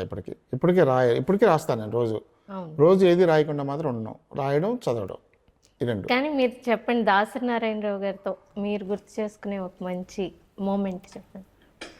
దాసరి నారాయణ గారితో యాక్చువల్గా నాకు నేను చాలా కొత్తగా జాయిన్ అయ్యాను ఉదయంలో. ఉదయంలో నాకు అప్పుడంతా 650 రూపాయలు జీతం ఇచ్చేవారు. 650. దాసరి నారాయణరావు గారికి ఆంధ్ర ఇన్స్టిట్యూట్ కళాప్రపని ఇచ్చారు. దాసరి నారాయణరావు గారికి రామోజీరావు గారికి ఒకేసారి ఇచ్చారు. ఓకే. దాసరి నారాయణరావు గారు మాత్రం చాలా పెద్ద భారీ ఎత్తున మొత్తం ఆయన స్నేహితులు అందరూ కూడా విశాఖపట్నం వచ్చారు ఆయనతో పాటు. అప్పుడు నేను ఇక్కడ ఇన్ఛార్జ్ రిపోర్టర్గా ఉన్నాను కనుక నా మీద కొంచెం బడ్డెన్ పడింది. మనకి దాసరి నారాయణరావు గారి తాలూకా 200 మంది వస్తున్నారు, వాళ్ళందరికీ పాస్లు అరేంజ్ చేయాలి, లేకపోతే వాళ్ళందరికీ వెహికల్స్ అరేంజ్ చేయాలి. ఇట్లాగా బాగా ఇది పెట్టారు. అయితే సరే అంతవరకు మనకు చాలా ఎక్స్పీరియన్స్ కూడా నాకు చేశాను. దాసరి నారాయణ గారు కళాప్రపణ ఇచ్చారు. ఒకరోజు ఆయన ఒక వారం రోజులు ఉండడానికి వచ్చారు. ఆ టైంలో ఇక్కడ తంబు గెస్ట్ హౌస్లో ఉండేవారు ఆయన. రోజు వెళ్ళి మా రామకృష్ణ ప్రసాద్ గారు మా ఎండి గారు ఉండేవారు. మా ఎండి గారితో మాట్లాడడానికే మాకు భయం. అలాంటి దాసరి నారాయణ గారితో మాట్లాడాలంటే చాలా ఇది కదా. రోజు లాన్లోనేమో దాసరి నారాయణ గారు అక్కడ కూర్చున్నారు, ఎండి గారు ఇక్కడ కూర్చున్నారు. ఎండి గారికి మేము రోజు రిపోర్ట్ చేయాలి ఏం జరుగుతుంది ఏంటని. ఎంజీ గారు రిపోర్ట్ చేసి, సార్ మన డైరెక్టర్ గారికి డైరెక్టర్ గారికి మేము డిన్నర్ ఇద్దాం అనుకుంటున్నాం అంటే వద్దు అలాంటి ఏమవుతుంది అన్నాను. సరే మేము ఏం చేయలేం కదా. వెంటనే అంత దూరం నారాయణ గారు ఉన్నారు కదా, ఆయన బాబు వెళ్ళరా అన్నారు. అంటే నేను రిపోర్ట్లో ఉన్న విషయం కూడా తెలియదు ఆయనకి. ఎవరు ఏమైంది, నేను ఇక్కడ ఇన్ఛార్జ్ రిపోర్టర్ అండి అన్నాను. ఏంటంటున్నావు ఆయనతో అన్నా. మేము మీకు డిన్నర్ ఇద్దాం అనుకుంటున్నాం. డిన్నరా నువ్వు ఎంతమంది ఉన్నారు స్టాఫ్? 3 అండి. అడ్వర్టైజ్మెంట్ ఒకటి, సర్క్యులేషన్ ఒకటి, నేను 3. మీ 3 కలిపి మాకు డిన్నర్ ఇస్తావా? నువ్వు డిన్నర్ ఇస్తావు కరెక్టే, నువ్వు ఎవరైనా పిలుద్దాం అనుకుంటున్నావు? మీరు ఎవరిని చెప్తే వాళ్ళని పిలుస్తానండి. నేను ఎవరిని చెప్తాను పిలిచేస్తావా అన్నారు. పిలుస్తానండి అని.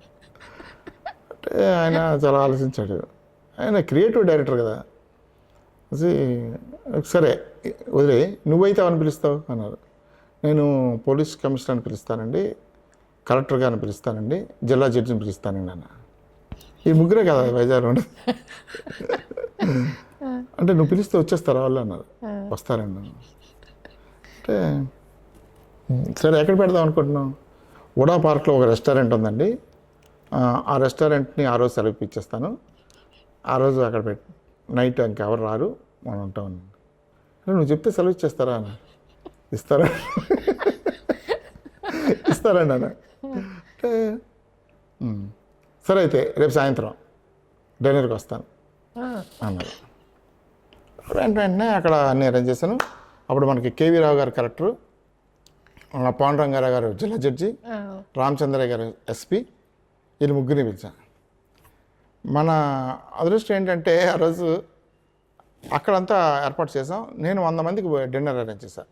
100 మందికి నాకు బాగా కాంటాక్ట్స్ ఉండేవి అంతా. ఎక్కడైనా మంచి బాగా వండేవాళ్ళు అందరూ బాగా నాకు స్నేహంగా ఉండేవారు కదా. అంత నా పెద్ద కష్టం అనిపించలేదు. వెంటనే వాళ్ళు తీసుకొచ్చేసారు. రామచంద్రయ్య గారు, కేవీ రావు గారు, పాండురంగారావు గారు 3 ఫ్యామిలీస్తో వచ్చారు. దాసరి నారాయణ గారు, దాసరి పద్మ గారు, మొత్తం అంతా ఫ్యామిలీ. ఆయన ఆశ్చర్యపోయాడు నారాయణ గారు రియల్గా.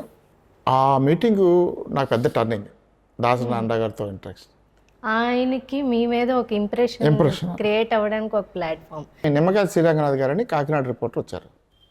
వచ్చిన తర్వాత రమణమూర్తి గారు అంటే నేను పెళ్ళికి లేట్గా వచ్చాడు అనుకున్నాను. ఆయన ఒకరోజు లేట్గా వచ్చారు.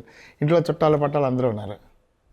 అన్న తర్వాత ఏమండి ఏనది డైరెక్టర్ గారు మాట చెప్పన్నారు, అర్జెంటుగా ఒక కేసు, ఒక సినిమా మీద అటాచ్మెంట్ పడుతుంది, సార్ది రిలీజ్ అవ్వాలి సినిమా, అది మిమ్మల్ని డీల్ చేయమన్నారేంటి. బొబ్బులి కోర్టు, అది బొబ్బులి కోర్టు, కానీ వెకేషన్ కోర్టు మేలే కదా, వెకేషన్ కోర్టు విజయనగరంలో ఉంటుంది, విజయనగరం కోర్టులో మీరు మనం ఎప్పుడే అర్జెంటుగా దాని మీద కేవీట్ పట్టు రావాలి అన్నారు. ఏంటంటే నీడ సినిమాకి నీడ సినిమాకి దాసరి నారాయణ గారు ఆ ఫైనాన్సర్కి షూరిటీ సంతకం ఏదో పెట్టారు. ఓకే. ఆ సినిమా తీసిన సాంబశివరావు గారు పే చేయలేదు, రీపేమెంట్ చేయలేదు. అందువల్ల దాసరి నారాయణ గారిని అడిగాను. ఆయన చాలా పెద్ద స్టాల్వాట్ కదా, ఏదో మరి ఏ సందర్భంలో సంతకం పెట్టారు. దానికేమో మీ సినిమాలన్నీ ఆపుతానని చెప్పి ఆయన మీ సినిమాల మీద అటాచ్మెంట్ పట్టుకొస్తానని ఆయన రామా ఫైనాన్స్ ఆయన ఇచ్చేశారు. అంటే ఈయన చాలా కోపంగా ఉంటారు కదా, దిక్కుని చేసుకోని చెప్పారు. వాడేమో పెట్టుకుని విజయనగరం కోర్టులో ఈ మజ్ను సినిమాకి ఆపేయాలని ప్రయత్నించారు, దీన్ని అడ్డం పెట్టుకుని. ఇప్పుడు నేను మజ్ను సినిమా రిలీజ్ అవ్వాలంటే నేను కేవియట్ పడేయాలి, అది నాకు అప్పచెప్పిన జాబు, నన్నే వెళ్ళమని చెప్పారు. సరే నేను మా మదర్ని అడిగితే మా మదర్ ఆయనకి ఇబ్బంది అయితే అవసరం కదరా, పర్వాలేదు వెళ్ళు, ఏముంది మ్యారేజ్ అయితే అన్నారు. మా మదర్ సపోర్ట్ చేయడంతో నేను వెళ్ళిపోయాను. వెళ్ళిపోయిన తర్వాత కోర్టులోనేమో నాకు పెళ్లిబాట్లో అని కోర్టులో శిరస్దార్ చూశారు. చూసి ఏంటంటే ఇలా మ్యారేజ్ అయ్యి బాబు ఇలాగైంది, ఇది పరిస్థితి, నీకు ఎందుకు తమ్ముడు, నేను చేస్తాను కదా అని అన్నాడు.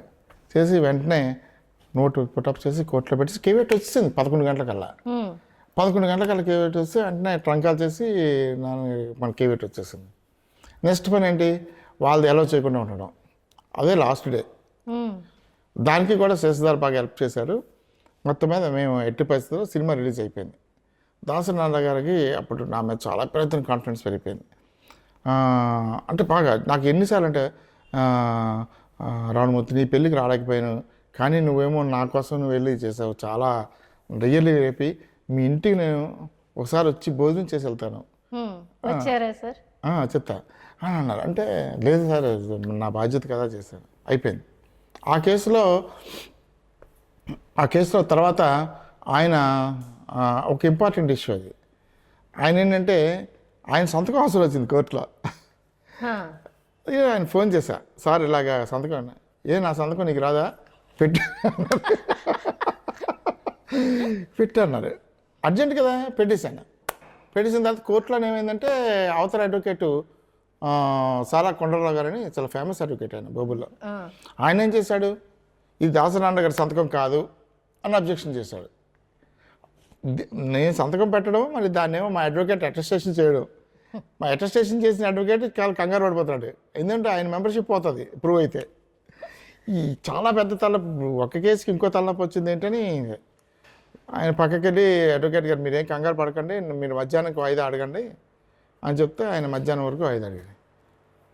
సత్యనారాయణ గారు ఆయన అడ్వకేటు, మా ఏజెంట్ బొబ్బులను ఉదయం పేపర్ ఏజెంట్ ఉంటే ఆ ఏజెంట్ ఇంటికి వెళ్ళి దాసనారాయణ గారి సైన్డ్ ఎడిటోరియల్స్ ఉంటాయి కదా, ఆ ఎడిటోరియల్స్ అన్నీ కూడా తీసాం. వాళ్ళు కూడా దాసనారాయణ సంతకం కాదని చెప్పడానికి సైన్డ్ ఎడిటోరియల్ని ఎవిడెన్స్గా పెట్టారు. వాళ్ళు సైన్డ్ ఎడిటోరియల్ ఉన్న సంతకానికి నేను పెట్టిన సంతకానికి టాలీ కాల, అది అక్కడ అబ్జెక్షన్.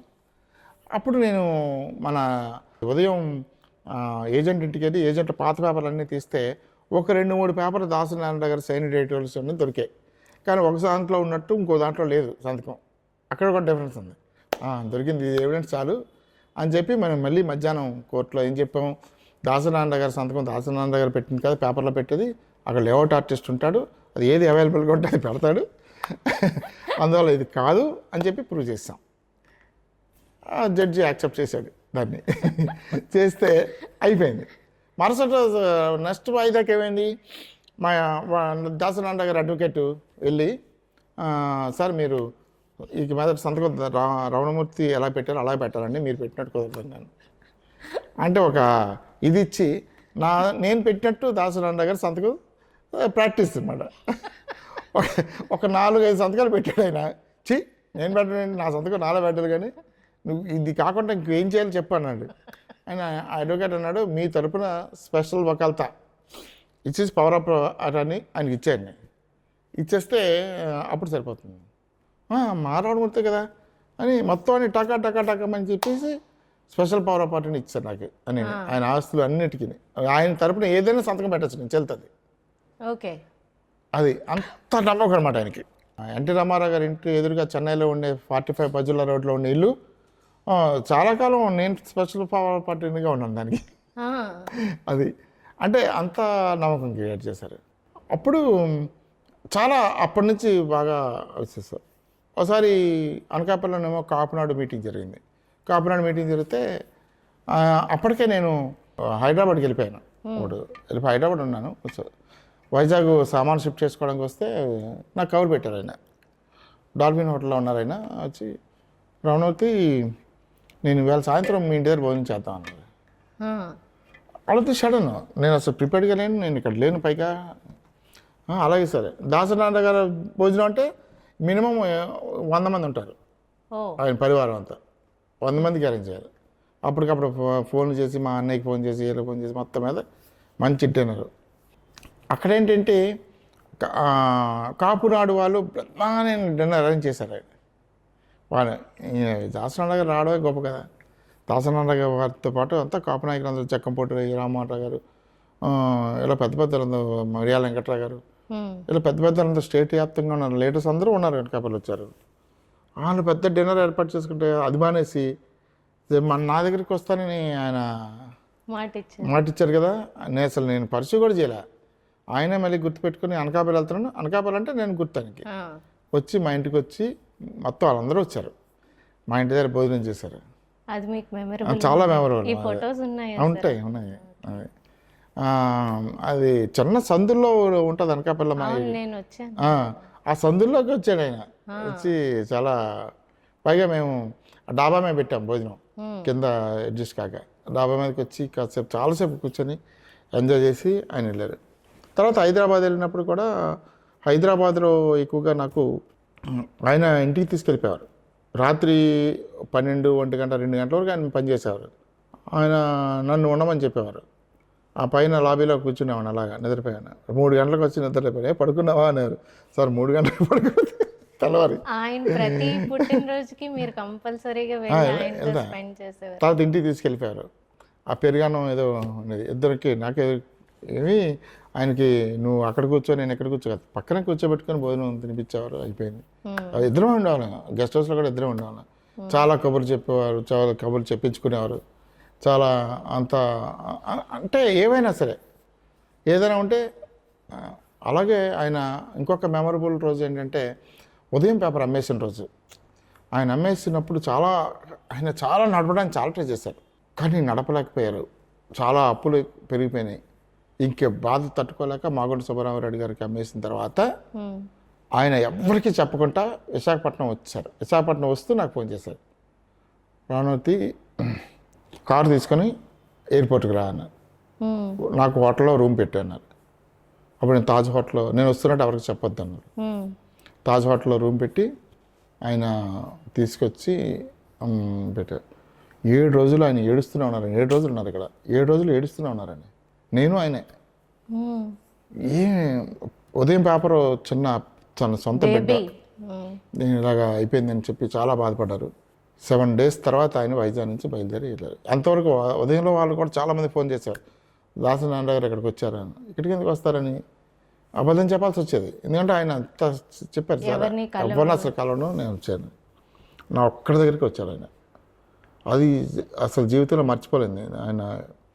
ఎందుకంటే ఆయన చాలా సందర్భాల్లో ఆయన కాన్ఫిడెన్స్లో అనుకున్న ప్రతి చోటకి నన్ను తీసుకెళ్ళారు. అది మీరు ఆయన ప్రయాణంలో చాలా చోట్ల కాపునాడు చర్చలు సీరియస్గా జరుగుతున్నప్పుడు ముద్రగడ పద్మనాభంతో కిర్లంపూడిలో మాట్లాడడానికి వెళ్ళినప్పుడు ఆ రోజు అంతే రాత్రి 10 గంటలకు నన్ను పిలిచి మనం ఇప్పుడు కిర్లంపూడి వెళ్దాం రా, నువ్వు కూడా నాకు తోడు ఉండాలి అంటే కారులో నేను ఫ్రంట్ సీట్లో కూర్చుని ఆయన వెనక సీట్లో పడుకొని 1 గంటకి ఇప్పటికీ ముద్రగడకి గుర్తు. మనం ఎప్పుడో ముద్రగడ గెలిపించినప్పుడు అంటే అమ్మో మీరు వచ్చారు కదండి ఆ రోజు నారాయణ గారితో బోర్డు అని వంటకాలు ఇవన్నీ పెట్టాడు ఆయన. కానీ మేము తినే టైం కదా అది, 1 గంటకి అంతకు వెళ్ళాము రాత్రి.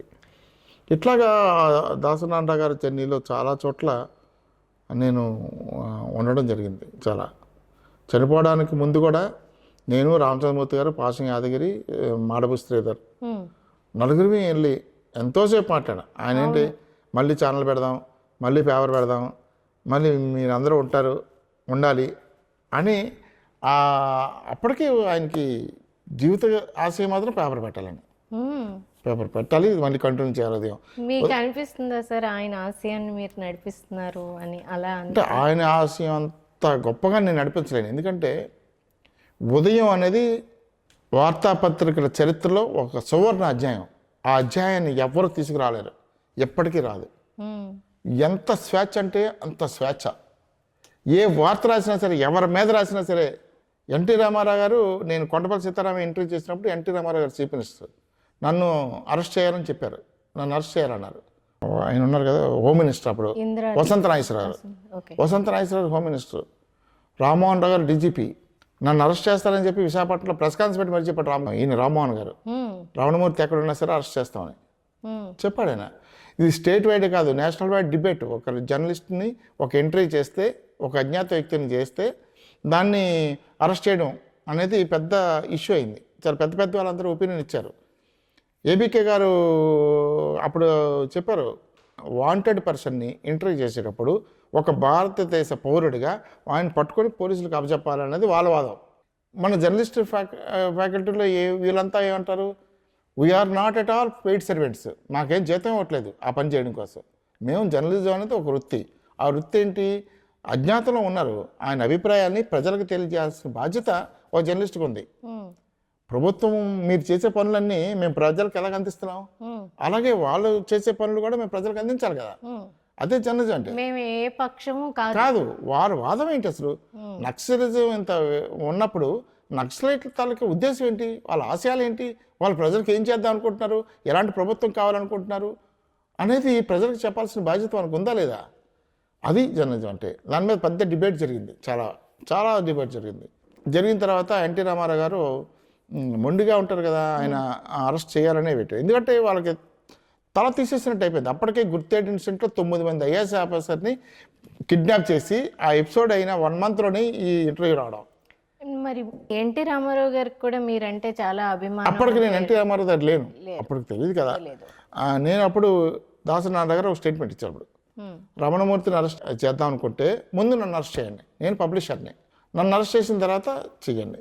మీరు కనుక అరెస్ట్ చేయడానికి కనుక తలపెడితే నేను అసెంబ్లీ ముందు నేను నిరాహార దీక్ష చేస్తాను అని చెప్పి ప్రకటించారు.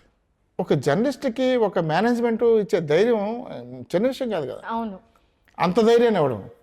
కానీ మీరు కూడా అలాగే ఇస్తారు, ఎందుకంటే నేను మీ దగ్గర పని చేశాను. అంత ధైర్యం వచ్చా వాళ్ళ దగ్గర నేర్చుకునే కదా, పెద్దవాళ్ళ దగ్గర నేర్చుకునే కదా. జర్నలిజం అంటే ఎట్లా ఉండాలి అనేది అసలు ఉదయానికి సాటి ఏ పేపర్ రాదు, ఇంక్లూడింగ్ లీడర్. అంటే ఆ స్వేచ్ఛ ఎంత అనిపించాం, మేము అనిపించాం. ఒక పోలీస్ ఆఫీసర్ మీద రాసిన, ఒక పొలిటీషియన్ మీద రాసిన, మీకు తెలిసింది అంటే రాసేవారు. రాయనే ఆయన ఎవరు, ముల్లపూడి హరిశ్చంద్ర ప్రసాద్. ఆ రోజు ఆయన పేరు తలడమే భయంగా ఉంటుంది. అలాంటి వాడి మీద స్టోరీస్, తిరుమల తిరుపతి దేవస్థానంలో జరిగిన అన్యాయాల మీద సిరీస్ ఆఫ్ స్టోరీస్. కానీ ఇప్పటికీ కూడా మీరు లీడర్లో, అలాగే లీడర్ అంటే ఇంకా పేరు ఉండడానికి కారణం మీరు భయపడరు ఏదైనా తెలిస్తే రాయడానికి. భయపడాల్సిన లేదు. ఇప్పుడు నిజం ఎప్పుడు కూడా, నిజం ఉన్నప్పుడు భయపడాల్సిన అవసరం లేదండి. కానీ నాదొక్క ప్రశ్న సార్, ఈ పాయింట్లో కరెక్టే, ఇది నిజం మీకు తెలుసు, కానీ అవతల వాడి పర్స్పెక్టివ్ కూడా కనుక్కోవాలేమో, అది నేను అంటాను. మీరేమంటారు? అంటే మన దగ్గర సాలిడ్ ఇన్ఫర్మేషన్, సాలిడ్ మనకి డాక్యుమెంటరీ ఎవిడెన్స్ ఉన్నప్పుడు కనుక్కోవాల్సిన అవసరం లేదు. డాక్యుమెంటరీ ఎవిడెన్స్ ఉన్నప్పుడు ఇప్పుడు మీరు ఎవరిని అడగండి, నేనేం చేయలేదు అంటాడు. వాడి దగ్గర ఫ్రాడ్ చేసుకుంటే అయిపోతుంది కదా, ఒక బ్యాలెన్స్. అంటే అది పూర్వం జర్నలిజంలో చెప్పేవారండి, బ్యాలెన్స్ చేయడం కోసం. అదొక మోసగట్టుగా వస్తుంది. ఆయన కూడా అడిగేయండి అని అంటారు. ఆయన దొరకడు, ఆయన అభిప్రాయం రాదు. ఈ లోపల ఈ స్టోరీ స్టైల్ అయిపోద్ది. సాధారణంగా దొంగలు దొరకరు ఇప్పుడు ఫోన్కి, వాళ్ళ అభిప్రాయం చెప్పడానికి దొరకరు. లేడని చెప్పండి ఏదని చెప్తారు. మనం రాసిన తర్వాత ఆటోమేటిక్గా వాళ్ళే బయటకు వస్తారు, వాళ్ళ వెర్షన్ ఎట్లాగో చెప్తారు. ఇప్పుడు అటువంటివే జరుగుతాయి. ఇప్పుడు నేను మన కొండపల్లి సీతారామయ్య ఇంటర్వ్యూ చేసాం, ఒక పోలీస్ కమిషనర్ దగ్గరికి వెళ్ళి ఇంటర్వ్యూ చేసాం, మీ అభిప్రాయం ఏంటని అడగలమా? అడగలేం కదా. కొన్ని రహస్యం, అది బయటికి వచ్చేంత వరకు కూడా రహస్యమే. ఇప్పుడు ఆ ఇంటర్వ్యూ పట్టుకొని నేను చెన్నై రమ్మన్నారు దాసనారాయణ గారు, సినిమా షూటింగ్లో ఉన్నాను, నేను బిజీగా ఉన్నాను కదా, నువ్వు రామచంద్రమూర్తి గారు కలిసి రండి అని రామచంద్రమూర్తి గారు చెప్తే మీ ఇద్దరం ఫస్ట్ టైం, అది కూడా చెప్తా, ఫస్ట్ టైం నేను ఫస్ట్ క్లాస్లో ప్రయాణం చేయడం కూడా అదే. ఫస్ట్ క్లాస్లో ట్రైన్లో విజయవాడ నుంచి చెన్నైకి నేను రామచంద్రమూర్తి గారు వెళ్ళాం. ఎందుకంటే ఇది ప్రశ్న ఎందుకు వచ్చిందంటే, నేను ఆ రోజుకి నాకు ఎలిజిబిలిటీ లేదు, ఫస్ట్ క్లాస్లో ప్రయాణం చేసే ఎలిజిబిలిటీ ఆఫీస్ నుంచి లేదు.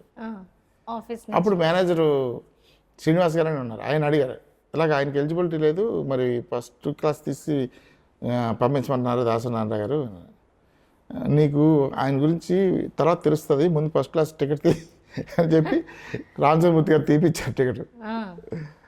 అదొక ఎక్స్పీరియన్స్ అనమాట. అప్పుడు వెళ్ళిన తర్వాత దాసనారాయణ గారి దగ్గరికి వెళ్ళిన తర్వాత ఇలా కూర్చున్నాను నేను, దాసనారాయణ గారు, రామచంద్రమూర్తి గారు కూర్చున్నాం. దూరంగా అవుతుంది. ఈలోగా మోహన్ బాబు గారు వచ్చారు.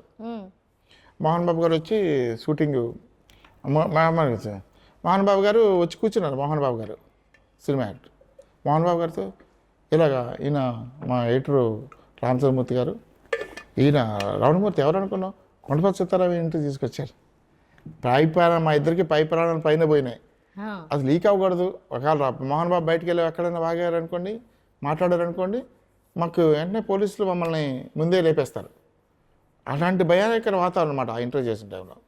సార్ దాసనారాయణ గారిని రిక్వెస్ట్ చేస్తారు, కాసేపు మాట్లాడని రామచంద్రమూర్తి గారు, సార్ ఇది ఎవరికి చెప్పకూడదండి అని ఆనందంతో చెప్పేసాను.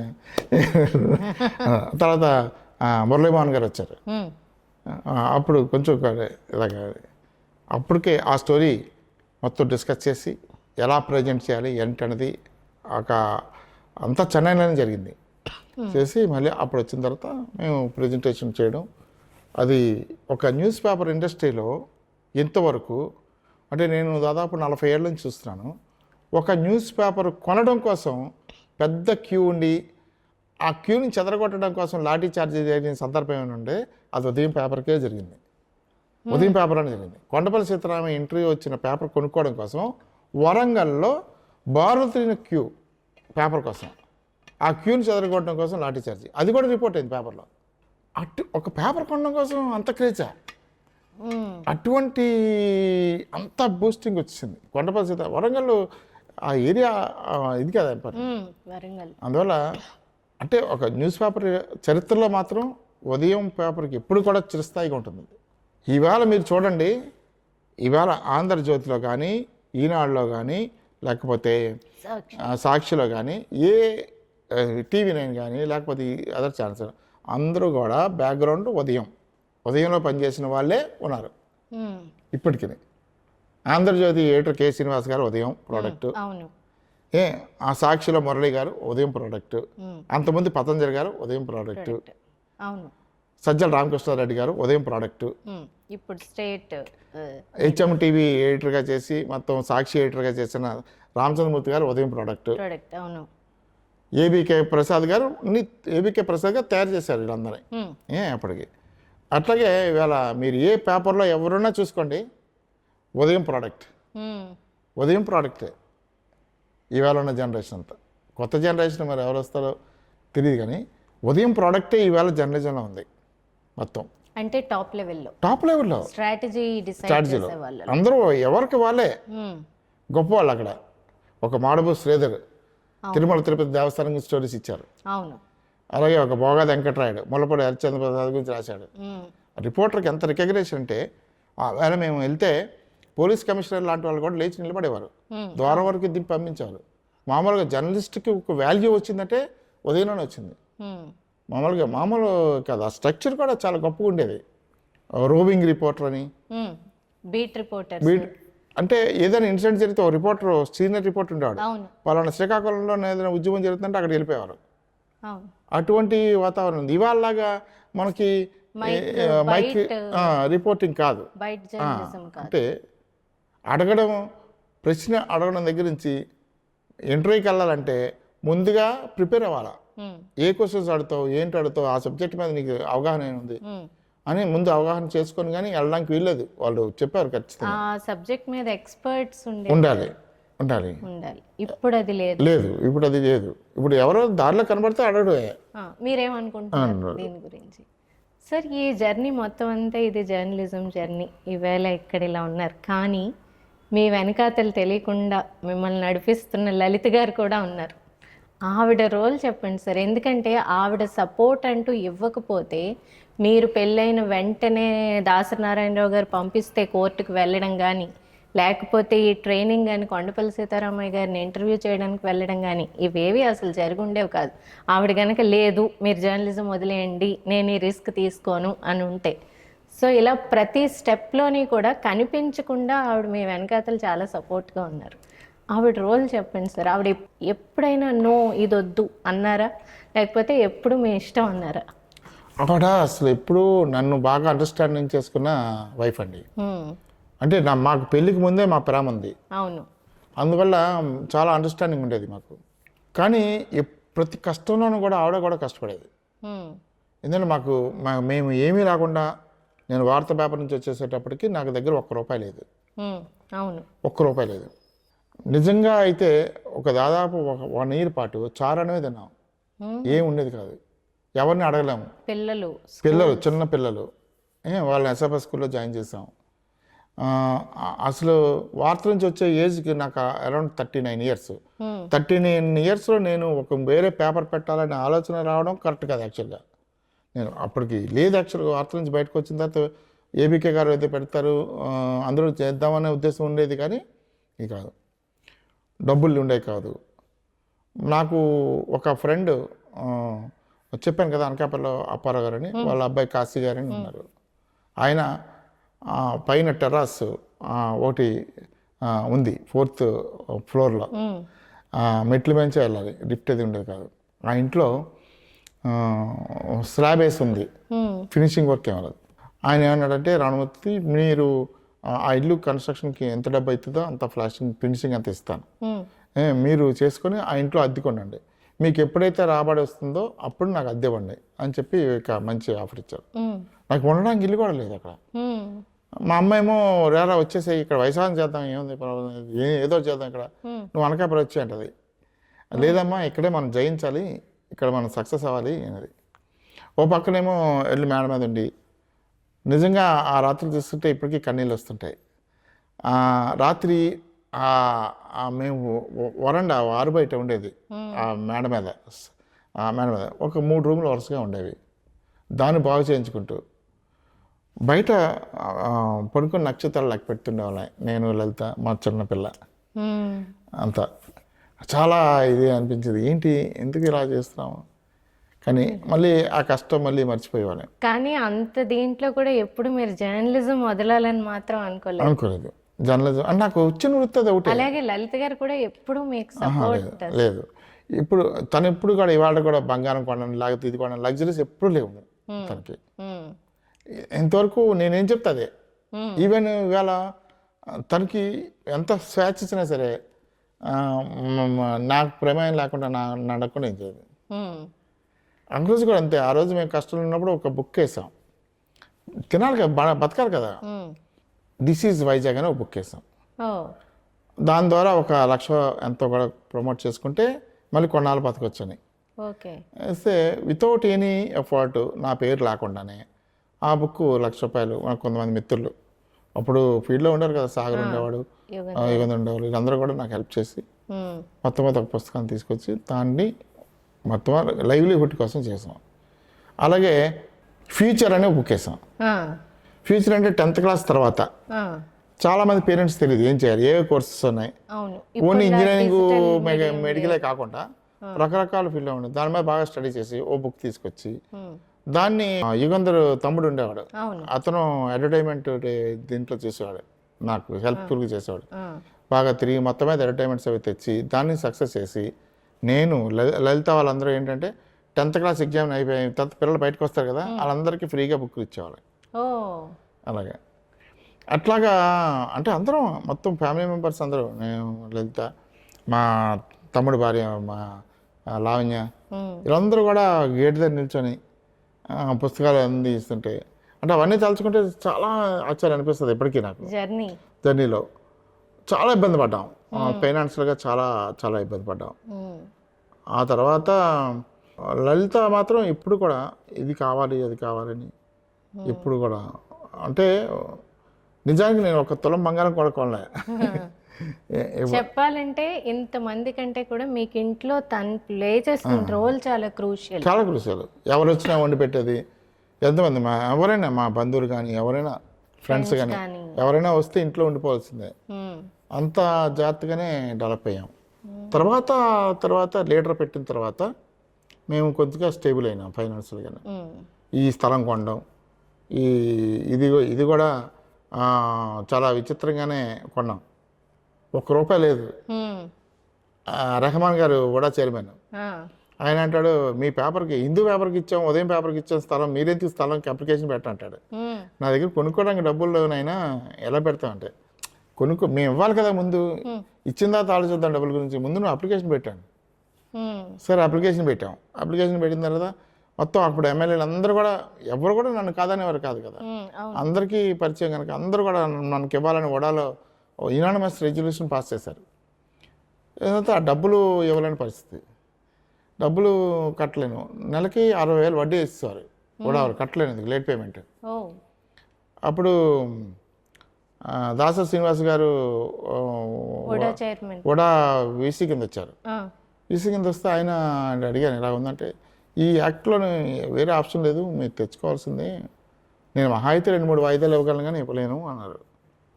సరే ఎలాగా అనుకుంటే ఇప్పుడు యూనియన్ బ్యాంక్ నుంచి ఒక ఏజీఎం ఒక ఆయన రవివర్మ అని కోయంబత్తూరు నుంచి వచ్చారు ఇక్కడికి. రాగానే ఆయనకి 5 కోట్ల రూపాయలు స్టేట్ బ్యాంక్ వాళ్ళు పట్టుకెళ్ళిపోయారు, ఆయన ఫండ్స్, వక్ఫ్ బోర్డ్ ఫండ్స్. ఇప్పుడు ఆయన వచ్చి నా దగ్గరికి వచ్చారు, వచ్చి నాది అప్పుడు యూనియన్ బ్యాంక్ అకౌంట్, అందువల్ల ఆయన వచ్చి రణమూర్తి గారు మీరు ఏమైనా హెల్ప్ చేయగలరా ఈ విషయం. అప్పుడు వక్ఫ్ బోర్డు రెహమాన్ గారిని అడిగితే వక్ఫ్ బోర్డు చైర్మన్ నెంబర్ ఇస్తాను, నువ్వే మాట్లాడాను, చైర్మన్తో మాట్లాడాను. మీ ముస్లిం ఒక్కగానొక ముస్లిం ఎమ్మెల్యే ఉన్నాడు ఇక్కడ, కూడా చైర్మన్ ఉన్నాడు, మీరు ఎక్కడ ఫండ్స్ తీసుకొని అక్కడ వెళ్ళిపోతే బాగుంది. ఆయన రిలీజ్ అయ్యాడు, నాకు తెలియదు అండి ఇదంతా, మీరు ఆయన పంపించండి 5 కోట్లు ఆయనకి ఇచ్చేస్తాను నేను. 5 కోట్లు ఆయనకి ఇస్తారు. దాంతో ఆయన చాలా హ్యాపీ ఫీల్ అయిపోయాడు. ఆయన వచ్చి మళ్ళీ థ్యాంక్స్ చెప్తే స్వీట్ ప్యాకెట్ పట్టుకొచ్చి నేను మీకు ఏ విధంగా హెల్ప్ చేయగలుగుతాను అన్నాడు. అప్పుడు నాకు గుర్తొచ్చింది, మాకు కూడా వాళ్ళు ల్యాండ్ కొన్నాము, దానికి ఫైనాన్స్ కావాలి, మామూలుగా ల్యాండ్ మీద అప్పు ఇవ్వట్లేదు ఎవరును, అందుకని మీరు ఇవ్వాలని అంటే అంతసేపు అది 2 నిమిషాల పని అని వెంటనే మేనేజర్ని పిలిచి ప్రాజెక్ట్ రిపోర్ట్ తయారు చేసి మరుసటి రోజు నాకు 38 లక్షల రూపాయలు లోన్ ఇచ్చారు. ఈ డబ్బులన్నీ తీసుకెళ్ళి దాసరి శ్రీనివాస్ గారి దగ్గరికి కట్టేస్తాయి. నిన్న డబ్బులు ఏమన్నావు, ఇవాళ అలా వచ్చింది, అలాగే వచ్చింది సార్, నాకు తెలియదు అలా వచ్చింది. అది చాలాలు అలా లోన్ కట్టుకుంటూ మొత్తం మీద రీపే చేస్తాను. ఇది అట్లాగే అంటే కొన్ని చాలా వరకు నేను అన్ఎక్స్పెక్టెడ్ చెప్పాను, ఇది కొనడం కానీ, హిందూ దగ్గర నుంచి మిషన్ కొనడం కానీ, ఇవన్నీ లైఫ్లో ఆలోచిస్తే ఏంటి ఇలాగా అన్నీ. ఈవేళ మీరు ఒక బ్రాండ్, అది ఉత్తరాంధ్రలోనే ఒక బ్రాండ్. మీరు అంటే బ్రాండ్ అంటే మేము చేసింది ఒకటే, ప్రజల పక్షాన ఉన్నాం. ఉదయం పేపర్లో మనం ఏది నేర్చుకున్నామో అది లీడర్లో ఇంప్లిమెంట్ చేసాం. ఎందుకంటే ప్రజల పక్షానే ఉంటే ప్రజలే ఎత్తుకుంటారు. మేము పోరాడి చాలా స్లమ్ ఏరియాస్లో రోడ్లు వేయించాము, కుళాయిలు ఎప్పిస్తున్నాము, వాళ్ళకి సొంతంగా ఉండడానికి ఏర్పాట్లు చేస్తున్నాము. అవును, ఇప్పుడు ఇవాళ వైజాగ్లో ఏ పేదవాడికి అన్యాయం జరిగినా ఫస్ట్ లీడర్స్కే వస్తారు. అవును, అన్యాయం ఎక్కడైనా జరిగితే ఫస్ట్ చాలా మంది నాకు తెలిసి రామమూర్తి గారికి ముందు ఫోన్ చేస్తారు. ఇది జరుగుతోంది, మీరు మాకేం. నిన్నే ఒక ఎక్సర్సైజ్ మ్యాన్ వచ్చాడు నా దగ్గరికి, ఆయన కార్గిల్ వార్లో పనిచేశాడు 2 ఏళ్ళు. 2 ఏళ్ళు పనిచేసిన కార్గిల్ వార్లో పనిచేసి విశాఖపట్నం వచ్చి ఒక 100 గజాల స్థలం కొనుక్కొని రిటైర్ అయిపోయిన తర్వాత ఒక ఇల్లు కట్టుకుందామని అనుకుంటే జర్నలిస్టులు నాకు ₹1,00,000 ఇస్తే కానీ కదన్నా 3 అంతస్తులు వేసేసిన తర్వాత లీగల్గా జీవీఎంసీ నుంచి ప్లాన్ కూడా తీసుకున్న తర్వాత జీవీఎంసీ వాళ్ళు ఏకమైపోయి ఆయన ఇల్లు మధ్యలో ఆపించేసి, ఇక్కడ రోడ్డుకి ఇంకా 12 అడుగులు పోతుంది, నువ్వు రోడ్డుకి కట్ చేసేయాలంటే నాకు ప్లాన్ ఇచ్చినప్పుడు కూడా నువ్వు ఉండాలి కదా, నాకు ప్లాన్ ఇవ్వకముందే చూసుకోవాలి నువ్వు అంటే అలా రకరకాల ఇబ్బంది పెడితే ఆ సైనికుడు నా దగ్గరికి వచ్చాడు. ముందు నాకు సైనికుడు అని తెలియదు, మామూలుగా అడిగాను మీరు ఏం చేస్తారని అంటే ఏదో చెప్పాడు, ఎక్సర్సైజ్ మ్యాన్ అండి అంటే ఇదివరకు ఎక్కడ పనిచేస్తాను. అప్పుడు చెప్పాడు కార్గిల్లో వార్ చేసి వచ్చానండి, 2 ఏళ్ళు అక్కడ ఉన్నాను. మరి అక్కడ వార్ చేసినాడు ఇక్కడ ఓడిపోతే ఎలాగా, నువ్వు ఓడిపోకూడదు అని చెప్పి అంటే మేయర్కి చెప్పి ఇప్పుడు ఆయిల్ కంప్లీట్ చేయించాం. ఓకే, అది అట్లాగా. ఇంకొక అమ్మాయి లేడీస్ వచ్చారు నిన్న, 3 పోర్షన్స్ 100 గజాల్లో 60 ఏళ్ళ నుంచి ఉంటున్నారు, 18 ఏళ్ళ నుంచి ట్యాక్స్ కడుతున్నారు, 18 నుంచి కరెంట్ కడుతున్నారు, 18 ఏళ్ళ నుంచి వాటర్ ట్యాక్స్ కడుతున్నారు. ఇప్పుడేమో అది రోడ్డు జాగా మీరు ఖాళీ చేయాలి అంటారు. ఇప్పుడు ప్రభుత్వంలో కూడా వీళ్ళు రాజకీయ నాయకుల తాలూకా ఇది ఆధిపత్యం ఎక్కువైపోవడం, అరాచకాలు ఎక్కువైపోవడం. అంటే ప్రజల కోసం పని, ఎందుకంటే వాళ్ళు 30 కోట్లు 40 కోట్లు ఖర్చు పెట్టుకుని వస్తున్నారు కదా, వాళ్ళు ఆలోచించరు ప్రజల కోసం. వాళ్ళు డబ్బు ఎలా సంపాదించాలి అని ఆలోచిస్తారంటారు. అంటే దీనికి సొల్యూషన్ ఎక్కడా లేదంటారా? ప్రజల్లో మార్పు రావాలి. ప్రజల్లో మార్పు వచ్చిన రోజున మీకు అది ఉంటుంది. లేకపోతే ఇవాళ ఏంటండి సీట్ల పంపకం దగ్గర నుంచి అన్ని కూడా కులాలు ఈ కులం ఇక్కడ ఎక్కువ కనుక ఆ కులం అంటే వేరే కులం వాడు అక్కడ రాజకీయ నాయకుడు కావడానికి అవకాశం లేదు. లేదు. ఒక చాకరోడు ఎమ్మెల్యే అవడు, ఒక మంగళోడు ఎమ్మెల్యే అవడు, ఒక కుమ్మరోడు ఎమ్మెల్యే అవడు. ఎక్కడ అవుతారు? ఎప్పుడు అవుతారు? ప్రాతినిధ్యం ఉండదు. ఎప్పుడు అవుతారు? మరి అంబేద్కర్ కోరుకున్న రాజ్యాంగంలో వీళ్ళందరూ ఎక్కడున్నారు? లేరు. ఎవరు అవ్వాలి కదా. ఎంతసేపు అగ్రవర్ణాల వాళ్ళే ఎస్సీస్ కూడా అంతే కదా. ఇప్పుడు ఎస్సీకి రిజర్వ్ చేయబడిన సీట్ తప్ప ఇంకో చోట ఎక్కడైనా ఎస్సీ గెలవగలడా? ఎంత గొప్పవాడైనా లేదు, గెలవలేరు. అది అంబేద్కర్ గారు అది చెప్పారు. నిమ్న కులాల్లో అత్యధికంగా డబ్బులు ఉన్నవాడు అయినప్పటికీ కూడా అతను అగ్రవర్ణాలకు చెందడు అని. కాలేడు. అగ్రవర్ణాలకు అతను దూరంగానే ఉండాలి. ఎన్ని కోటీశ్వరుడైనా సరే డబ్బులున్నంత మాత్రాన అతను బ్రాహ్మడు కాడు, లేకపోతే అగ్రవర్ణుడు కాడు. ఇట్లాగా ఇప్పటికీ దళితుడిగానే చూస్తున్నారు. అంతే కదా, తప్పు కదా. ఏ దళితుడు మిగతా కుమలాలతో పాటు ఎందుకు పోటీ చేయలేడు? పోటీ చేయకూడదు. పోటీ చేసే పరిస్థితిని ఎందుకు రాజకీయ పార్టీలు కల్పించలేవు? అది తెలుసుకున్నప్పుడు ప్రజలు ఎప్పుడైతే అది తెలుసుకుంటారో అప్పుడే ఈ ప్రజాస్వామ్యంలో మార్పు జరుగుతుంది. అంతవరకు మార్పు జరగదు. ఈ అజమాయిషి, ఈ దోపిడీ జరుగుతూనే ఉంటుంది. అవును, మీలాంటి వాళ్ళు కృషి చేయాలి. మా తర్వాత జనరేషన్ చేయాలి. ఇప్పుడు మా జనరేషన్ కాదు కావాల్సింది. ఇప్పుడు ప్రజలకు తాత్కాలికంగా దేనికో లొంగిపోతే ఇవాళ నాకు ఏది వస్తుంది, ఏది ఫ్రీగా వస్తుంది అనే ఆలోచన మానేయాలి.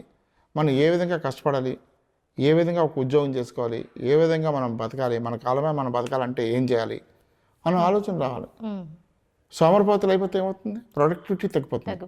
ప్రొడక్టివిటీ ఎప్పుడైతే తగ్గిపోయిందో దేశం దివాలైపోద్ది.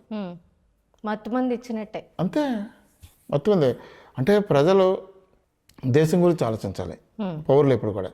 ఇప్పుడు నల్లమంది యుద్ధం అని మనం చదువుకుంటాం. నల్లమంది యుద్ధం అంటే ఏంటి? రీసెర్చ్ లో ఎగ్జాంపుల్ చెప్పారు మీరు ఇదే. ప్రజలకి నల్లమంది ఇచ్చేసి వాళ్ళు మత్తులో ఉంటారు. వాళ్ళు మరుసటి రోజు నల్లమంది ఎలా దొరుకుతుంది అని ఆలోచిస్తారు తప్ప ఈ దేశం ఏమైపోతుందని ఆలోచించడు. ఆలోచించకుండా ఉండాలనే వాళ్ళు నల్లమందిని ప్రవేశపెడతారు దీంట్లో. అట్లాగే అశ్లీల సాహిత్యాన్ని మీరు డంప్ చేస్తుంటే యూత్ అందరూ కూడా దానికి మొగ్గు చూపుతారు. ఎప్పుడైతే యూత్ ఎప్పుడు దానికి మొగ్గు చూపించారో వాడు దేశం గురించి ఆలోచించడు. ఎప్పుడైతే దేశం గురించి ఆలోచించడో ఆ దేశం ఏం బాగుపడుతుంది? మంచి పౌరులు రావాల్సిన యువత మత్తుమందిలోనో లేకపోతే అశ్లీల సాహిత్యంలోనో వీడియోస్లో పడదారి పడిపోతుంటే చూసారా, పూర్వం మనకి నాటక రంగం ఉండేది. నాటకాలు ఎప్పుడు కూడా ఒక మెసేజ్ ఇస్తుంది. మీకు సినిమా ఇవ్వదు కానీ నాటకం మెసేజ్ ఇస్తుంది. ఆ నాటకాలు ప్రతి వీధిలోనే జరిగేవి. ఈవేళ ఎక్కడున్నాయి? నాటకాలు లేవు. నాటక రంగం మొత్తం కనుమరుగైపోయే పరిస్థితిని తీసుకొచ్చారు. అయితే ఇప్పుడు నేను ఢిల్లీలో అక్కడ చూస్తే నాకు చాలా సంతోషం అనిపిస్తుంది. ఢిల్లీలో యాంపిల్ థియేటర్ కానీ ఈ థియేటర్స్ చూస్తాను. వాళ్ళు కుర్రాలండి, నేను చూసాను 200 రూపాయల టికెట్ నాటకానికి. ఇలాగా మామూలుగా మట్టి మెట్ల మీదే ఉంటుంది. డయాస్ కూడా థియేటర్ కూడా ఉండదు, ఓపెన్ థియేటరే. యాంపీ థియేటర్. 200 రూపాయలు టికెట్ పెట్టారు, 400 మంది పడతారు. కిందనే కూర్చుంటారు అందరూ యూతేనండి. మీరు గంటలో టికెట్లు అయిపోతాయి. ఫుల్ హౌస్ఫుల్ బోర్డు పెట్టేస్తాడు. 400 దాటి ఒక టికెట్ కూడా ఇవ్వడు. నాటకం అనుకుని ఒకసారి సర్కస్ కి కూడా వెళ్ళాం కదా ఢిల్లీలో. అది అట్లాగా జర్నలిజంలో ఏంటంటే ఉదయమే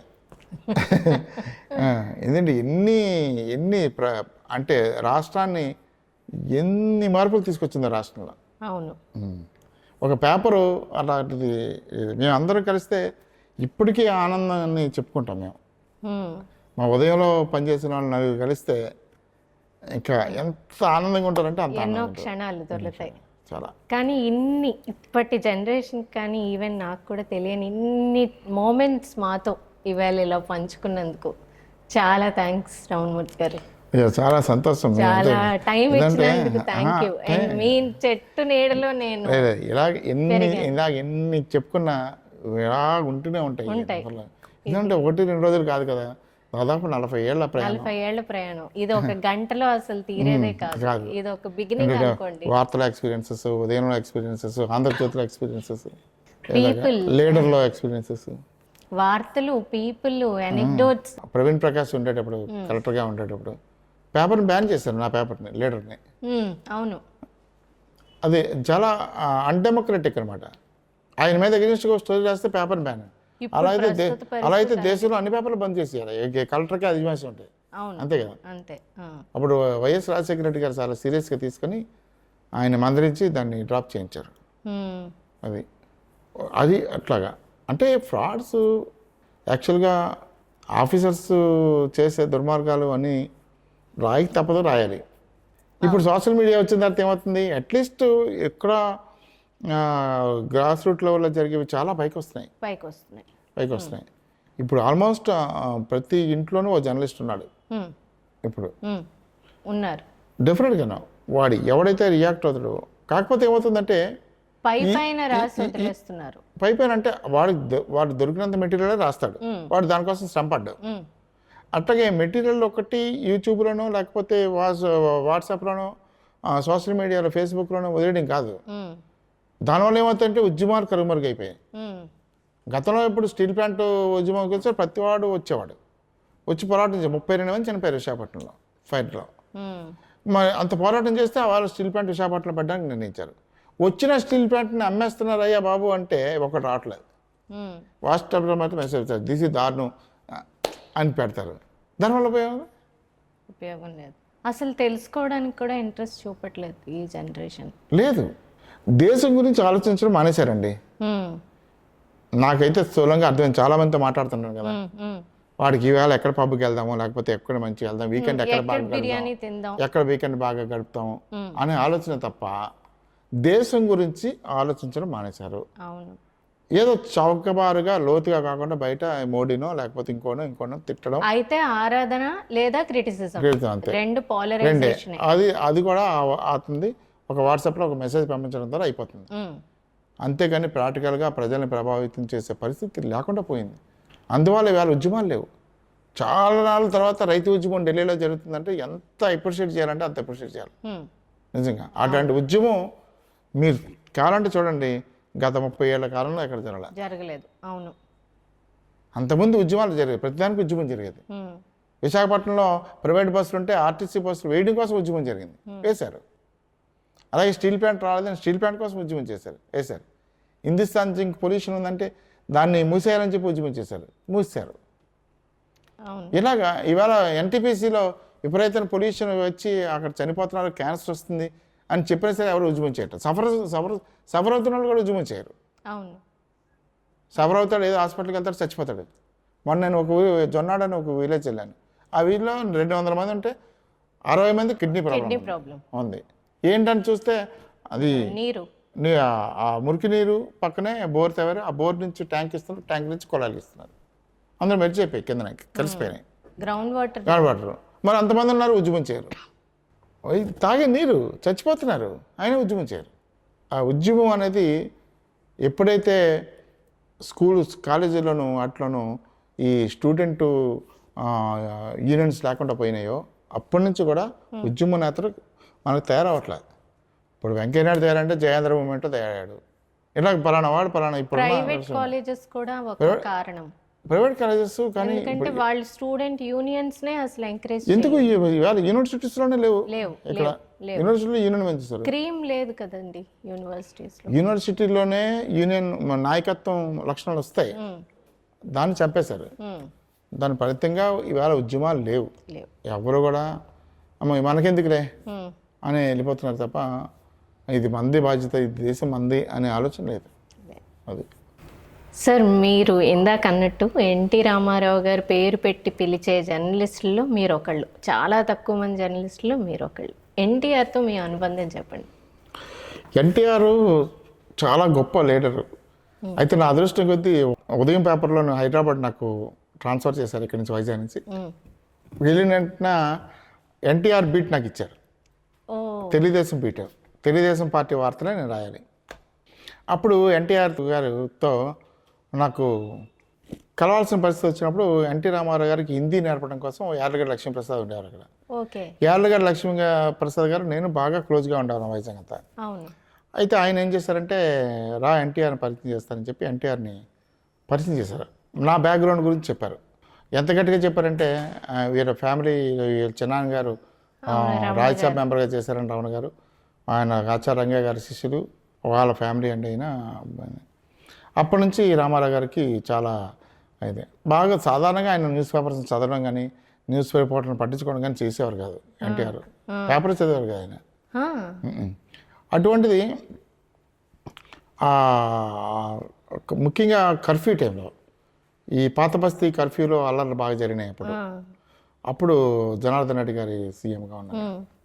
అప్పుడు ఆ టైంలో విపి సింగ్ గారు వచ్చారు. విపి సింగ్ గారు వచ్చినప్పుడు కూడా పాత బస్తీ అంతా తిరుగుతుందని చెప్పి ఆ వెహికల్లోనూ నేను, ఎన్టీ రామారావు గారు, విపి సింగ్ ముగ్గురే ఉంటాం. నేను ఎక్కడో బయట దూరంగా ఉన్నాను. అంటే రామారావు గారు రమణమూర్తి గారు రండి రండి అని చెప్పి పిలిచి ఆయన ఎక్కించుకొని అంత అపేక్షగా ఎయిర్పోర్ట్లో ఆయన ఎన్టీ రామారావు గారితో డ్యూటీ ఏంటంటే మీకు తెల్లవారుజాను 4 o'clock వెళ్ళాలి. 4కే ఆయన. రోజు మాకు ఉదయం పేపర్కి శివరంజన్ అని ఒక సినిమా పత్రిక ఉండేది. బాలరెడ్డి గారని ఆయన ఎడిటర్గా ఉండేవారు. ఆయన సినిమా వాళ్ళు ట్రై చేశారు ఎన్టీఆర్ ఇంటర్వ్యూ కోసం. ఎన్టీఆర్ ఇంటర్వ్యూ ఇవ్వలేదు వాళ్ళకి. అప్పుడు నేను టీడీపీ బీట్ నేను చూస్తున్నాను కనుక నా దగ్గరికి వచ్చి అడిగారు, సార్ మీరు శివరంజన్కి మీరే ఇంటర్వ్యూ చేయాలని. సినిమా పత్రిక నేనేం చేస్తాను, సినిమా పెద్ద నాకు నాలెడ్జ్ లేదు అంటే లేదు మీరే చేయాలి, మీరు ఇస్తారని. అప్పుడు ఎన్టీఆర్ గారిని అడిగాను, నాకు అన్న ఇంటర్వ్యూ కావాలని. రమ్మన్నారు, రోజు తెల్లవారుజాని రమ్మన్నారు. వెళ్ళా, ఆయన్ని కూడా తీసుకెళ్ళాను బాలరెడ్డి గారిని. తీసుకెళ్ళి ఇంటర్వ్యూ అంతా అయిపోయింది. ఇంటర్వ్యూ బాగా జరుగుతుంది, చాలా రసకందాయన ఉంది. ఆయన అంతసేపు ఎప్పుడు ఇంటర్వ్యూ ఇవ్వరు ఆయనకి ఎవరికి. ఆ మాటలో చాలా జోసుకున్నారు ఆ రోజు. మధ్యలో బాలకృష్ణ గారు వచ్చారు. బాలకృష్ణ గారు వస్తే పిఏ వచ్చి చెప్పారు, బాలయ్య గారు వచ్చారు, కూర్చోమనండి అన్నారు. 2 సార్లు చెప్పాడు పిఏ వచ్చి, 2 సార్లు కూడా కూర్చోమనండి అని చెప్పి. అంటే అంత తీక్షణంగా ఇంటర్వ్యూలో అయినాడు. ఇప్పుడు ఎదురుగా ఉన్నది నేనేం పెద్ద విఐపీని కాదు, ఏం కాదు, మామూలుగా ఇంటర్వ్యూ చేయడం కానీ. అప్పుడు అలా జ్యూస్లో ఉన్నప్పుడు నాకు మొన్న ఎవరో ఇచ్చారు ఆ ఇంటర్వ్యూ తీసుకొచ్చి. నేను ఒకటి అడిగాను ఎన్టీఆర్ గారిని, సార్ ఇప్పుడు మీరు అందరూ కూడా దేవుళ్ళు అందరూ కూడా కుడి చేత్తో ఆశీర్వదిస్తారు కదా, మీరేమో ఎడం చేత్తో ఆశీర్వదిస్తారు అసలు ఏంటని.